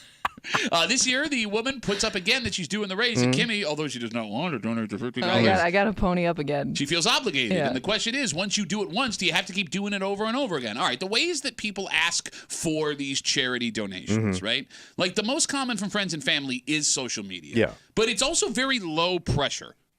Right? Like, I'm surprised Kimmy feels the obligation she does because no one's ever really going to know. You can just brush it off. Exactly. Oh, I didn't see it. Yeah. Not yet. Bingo. Yeah. Oh, you're doing that again? Oh, I didn't catch it.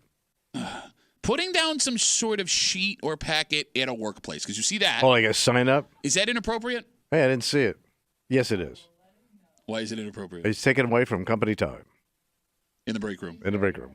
Busted ass charity. No, I think like they would lay it out front where everybody has to walk past Yeah, it. we've seen it happen here all the time. Yeah, that's the worst one, man. And it's always like, it's never like a straight monetary thing. It's always like my kid's running laps. Like, how many per lap would you like to do? Yeah. Is it inappropriate to do that in the workplace? It's a pain in the ass. I'm not asking if it's a pain in the ass. I'm asking if it's appropriate or inappropriate. I don't think it's appropriate. Answer the question! I don't think it's appropriate for you to shame me on my way into work in the morning. Kimmy, is it appropriate to lay out a packet in like the break room? American Heart Association. I'd like you to donate. Like one of our coworkers saying, like laying it out.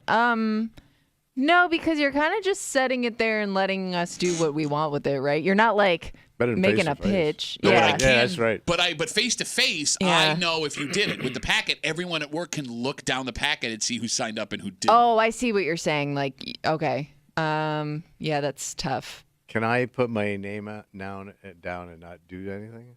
I mean, I guess you could. Do you want to have your donation but go into collections? Because what if they come to you directly now and said, "Oh, Tommy, I saw you signed up, but I didn't receive anything from you." Why would you want that interaction? Yeah, that's even worse than not donating at all. Yeah. Right. I mean, there is also a problem with the sheet laid down in the break room. It's kind of a lazy man way of asking for money, Well, no, too. but you don't want a face-to-face interaction. Yeah, true. So which one do you prefer? Is there a third option? Like you just go away with the charity? The problem, Kimmy, with the packet or the sheet laid out in the break room, the power dynamic at work can throw everything off. Like if it's someone that's over you at your job, you feel like you have to donate. If it's someone you need in the office or at the work site to do your job, you feel like you need to donate. Yeah. If that person has ever done you a solid and you like them, you also feel the need to donate. Like it doesn't end. It's not like, geez, you think you get a little bit up on the finances, then Shut here up. comes more crap. You just said that $50 is like no cash. You said you called her Kimmy Chintz. Well, I just like calling her. And like you also said you can't remember the last time you donated money. And you're going to sit here and talk about, you never had. But you know, because you know what happens, right? What? I go ahead and I donate. Yes. And then I need it for something else, like something craps the bed in the house or the car, right? Well, I guess you'll have to sell your new fancy grill then. Ooh. Yeah, you're getting a Blackstone and you're saying you ain't got the money to donate? You're bragging about it into a microphone for like an hour. I'm going to get all the accessories, check me I'll out. tell you what, I can feed the children at my house. Okay, they'll bring them over. Yeah, I'll let you know when. Oh, I got your address. I'll just bring them over. I mean, okay, look, if we're going to be completely honest about the selfish reasons why you have to do this stuff, the most important reason to give to people in your orbit when when they're charity fundraising is one day you're probably going to need it too. Right, charity or just Yeah, well, look, whether what? you're a person that needs some money from a charity, whether you have kids or grandkids that will be doing it, and by the way, you're right around the corner from that. You're sitting here running your mouth. You are going to be bringing in some kind of packet or sharing some kind of link for your you grandson. guys want to buy some wrapping paper? I can't wait. I can't, because you can't. You're not going to be able to look your stepson, your wife, your stepdaughter in the eye and be like, "No, I'm not doing it." Can I push this off on my wife? No, because she is retired. Yeah, you're the one with all the connections. I can't wait. Could I ask my wife to come in and ask for donations? That's even more sissy. I have no problem with that. No, I know a guy who used to work here who would have his wife come in and ask for donations. You want to be that guy? No. Because if not, if you do, there's another show. Yeah, this is just. Well, no, what happened? No, I love how you are so short-sighted. It did not occur to you that you're going to be this guy 3 or 4 years from now. You are going to be this guy. And thank you for giving me an out because you said I don't have to give anything. You had to donate. Why? Because I'd have to donate to your stuff. You've never donated anything to my You kids. never asked me. Because this is You've why. never- 'cause you're a you've dick. never asked me. Because you're a dick. That's why I don't ask. Has Kimmy given? I've never asked Kimmy. Given to what? Any past charities? Like my Have kids, you like asked? kids. No, I've never asked you guys. I was gonna say I didn't think you sold anything. Well, my kids have. Oh. But like, Yeah, how come you don't come in and do that? Because I know you guys, and if I came in and No, asked, like the other people in the building. well, because no, I know all of you here. You're all a bunch of dicks. So if I came in, I'm gonna tell me. But you know I'd be all in on some candy. Oh, you so. would. But here's And the you're thing. a guy who likes to go door to door around here. Like you're the perfect guy to do it because every morning you're in annoying other morning Is that shows. what I'm doing? No, I'm just looking for talent in other rooms. Good luck. Look who's talking. Yeah, that's one of them. So, no, if I came in here with something like if it's wrapping paper or I whatever, would donate. Of course you would. And the second that I left the room to go to the bathroom Oh, or I go take wouldn't a wait walk, till you left the room. I can't believe this. Okay, we do. Like, God forbid someday, Tommy, you come down with some terrible disease that you were smited with because you never donated. It would be probably like the least any work fundraiser has ever made. Oh, Tommy's got cirrhosis of the butt. He's got to wear a diaper. Kimmy, there is nothing. Save the diaper. There is nothing worse than the guy who never gives. All of a sudden, being like, "Oh, you know what? No charities." Well, good." you wouldn't donate to my No. cirrhosis butt. No, you've had long enough on this planet. Longer than you needed. in And my I opinion. drank myself there on top of it. Yeah, I mean it is. Well, It's a self-inflicted, horrible disease. And now I'm in here, and I'm asking you for money, and you would tell me no. Self-inflicted does not bother me. That does not factor in. It's the fact that you are selfish and won't do it for other people. Well, I'm going to look you in the face and say no. But that doesn't. But that makes you me. See, you're supposed to rise above and be the bigger person. But you just told me that's what a leader in the hallway. But you just told me being when you you go is the door to better way to door. be. That's what you just said. You Like, need to be like better. me. That's what you just said. You do better. No, you die. You know what the worst part about Tommy is too? What? God forbid, Was anybody asking that? Was that Yes, a question? yes. Hey, what's They the were. worst part of Tommy? That's what everybody was thinking. We only have till 10. So. The worst part would be if, God forbid, you needed some kind of charity for something and it helped you out and you lived and you have this whole new outlook on life, you still wouldn't donate to other people's charities. He's absolutely right. And we do have Facebook messages coming in. Fantastic charity point about Tommy. This comes in from Brad. Brad says, you guys say Tommy doesn't need charity, but how do you explain where he lives in Pittsburgh? Well, that's a different kind of charity. For only $5 a day, you could save this pussy man from having to live in Webster in an empty house. All right, let's take a break. It's Friday. You know what that means. Oh, buddy boy, we got to get a little creepy. That's right. Creep Cat coming at you. And we're coming into concert season. We're also coming into music festival season. And, Kimmy, there's a couple of music festivals like in our region that people are going to be going to.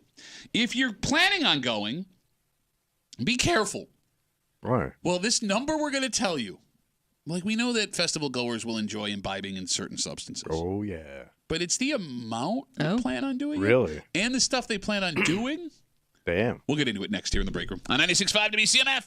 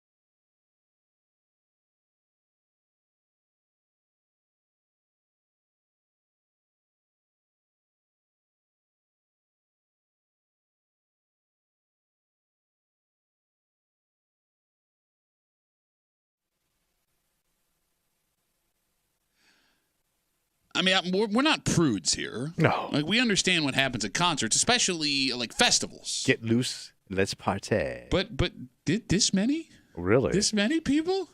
Oh. You're hanging out in the break room. Rochester's Classic Rock 96.5. WCMF. We'll get to that in just a second, but it is Friday. Yeah, buddy boy. Tommy's been running his gross-ass mouth all week.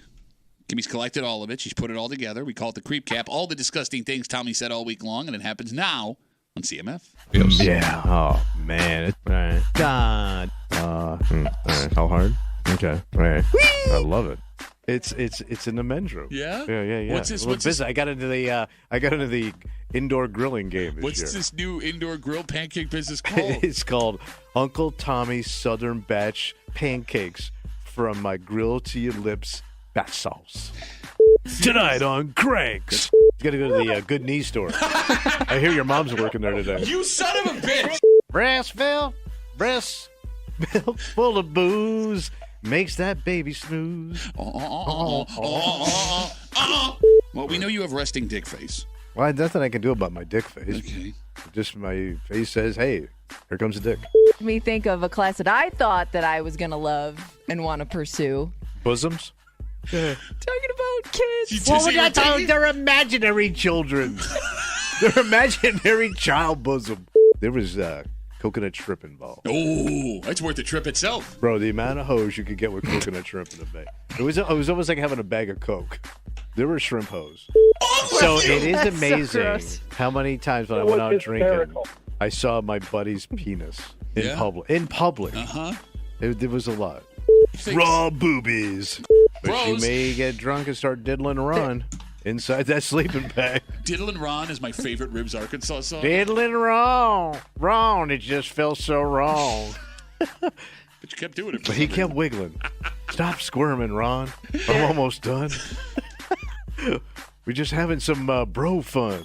Everybody wanted to be on top. Man. And maybe one day you'll find out what that's like. Being on top? Yeah. Oh, I was with your mom last night. I will punch you. It's like, no wonder nobody wants to talk to you. It's so good to be a creep. The only show in America where you can hear the host laugh at himself. It's the Creep Cap on CMF. So concert season is here. Oh, yeah. And festival season is here, too. Concert festivals. There's a couple in our region that people are going to be shuffling off to. Sure. Your husband's a big concert festival Sure guy. is.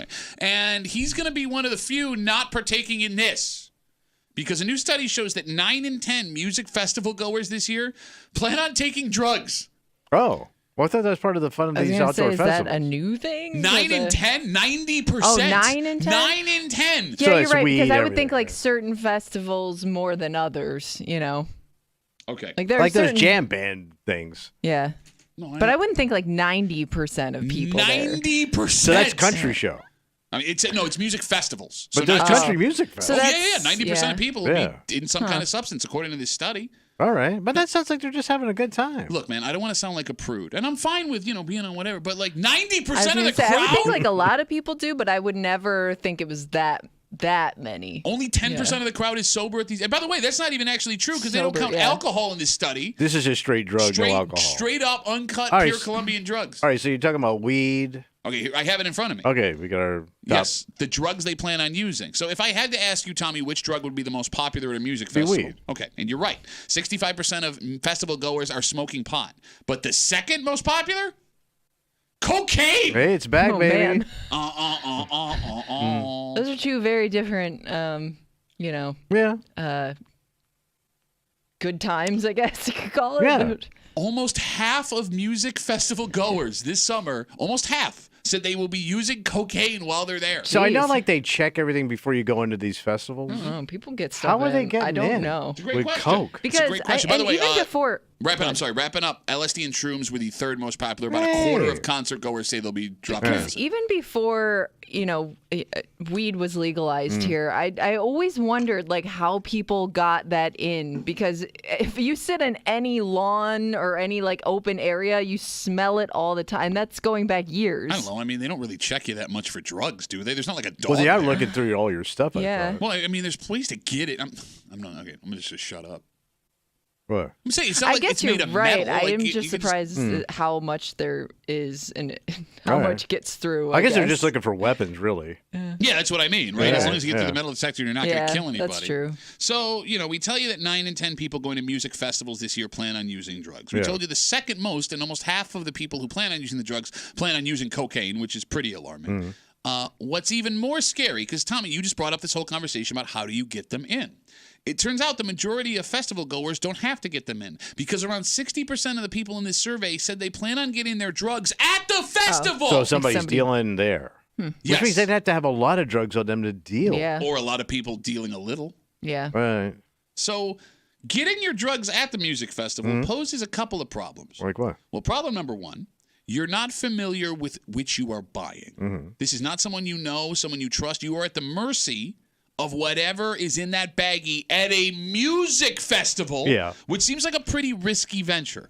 Two, the folks buying at the concert, if you're buying inside the music festival, you're also most likely not a regular user of that substance. You may not be. Fair statement? Yeah. Probably saving it for It's amateur hour. Special occasions. Weekend warrior. Yes, meaning you could have a reaction you do not anticipate because you don't do this on a regular basis. Again, I'm not a prude. But I have never heard anything more horrifying than 90% of concert festival goers this year will be on some kind of drug. Half of those people will be on cocaine, and 60% of those people are buying their cocaine at the festival. I mean, my fear too is those festivals are not cheap. Like you invest a large amount of money sometimes to go to those things.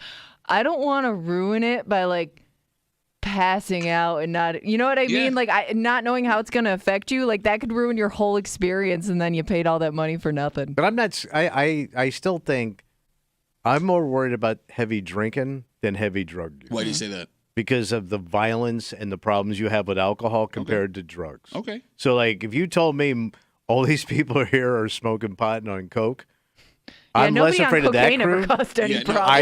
I'm less afraid of that group of people than the people that are completely bombed out of their minds because alcohol causes way more problems. Okay, You're right, but think of yourself personally though. Like I know alcohol. Like I know how that affects me. You know what I mean? I don't know what this little pill's gonna do in 10 minutes. All right, Kimmy, I agree with you there. I will say this: your point about alcohol versus marijuana, I get it. It forever blows my mind that you look at marijuana and cocaine as essentially the same potential like bacon and danger. eggs. No, it's not. And how else are you going to have breakfast? And the argument that someone all hopped up on coke isn't a danger to the people around them is insane. Have you ever been around anyone that's done cocaine? Yes, of course. It was the 1980s. You just kept hearing the same story 10 times. You never saw any coke fights? No. You're the one man in America. Kimmy, back me up. Okay, so my buddy got... And especially the and it's always men. The guys who hang on to it the longest end up causing the biggest issues the older they get, too. I did have a buddy that got hopped up on coke and kicked out some windows. Oh, but other than that, though. Nobody got hurt. Wow, except the windows. And the insurance guy. Like, bro, coke is dangerous. It's a dangerous drug. You're not going to overdose on marijuana. No. You can with coke. You can. People get irrational and unhinged on cocaine. And by the way, I still would rather see that than alcohol. I don't know, man. I'll take alcohol over a whole bunch of people. I think alcohol's done the most damage of all the drugs combined. Well, only because there's easier access to alcohol. But it makes you violent. It's a depressant. It makes some people violent. Coke can also make you violent. I know. And chances are you're not. I mean, a lot of people that do it aren't just doing coke. They might be drinking too. Yeah, that's a great point. Yeah. You're not. Maybe. They don't just stick to one thing. All right, moral of the story. I think we're going to be fine. Okay, just don't buy your drugs at the festival. Don't do that. By the way, it might be a cop you're buying from. Good point.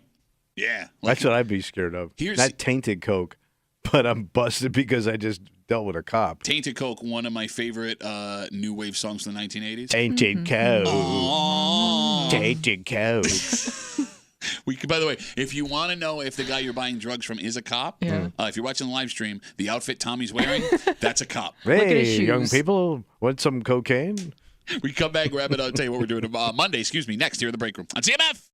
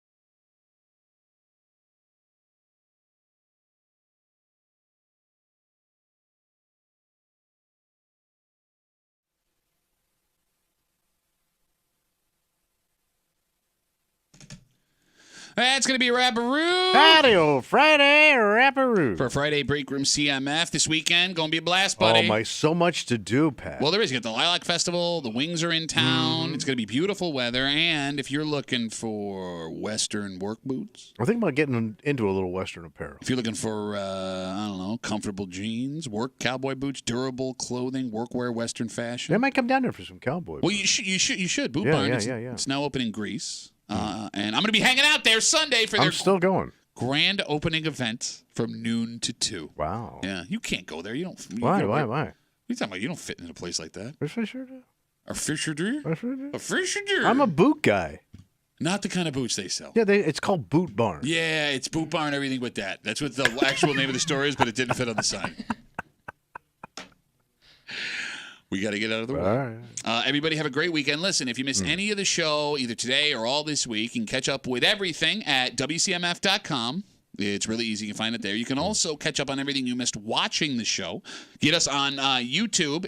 Every show saves. The entire one. Yeah. I know. It's just right there. Bing, bang, boom. Watch it in full. That's right. Creed cap and all. Go check that out at The Break Room WCMF on YouTube. Like, subscribe, the whole deal. We really appreciate it. All right. We got to get out of the way. For Kimmy, who, if you get her to donate one time, she'll keep donating. Yeah, I'm stuck. Sucker. That's right. For Tommy Muley, who won't donate nothing, but really needs your help now that I'm in a bad spot. Well, you should. It may be better. Oh, no.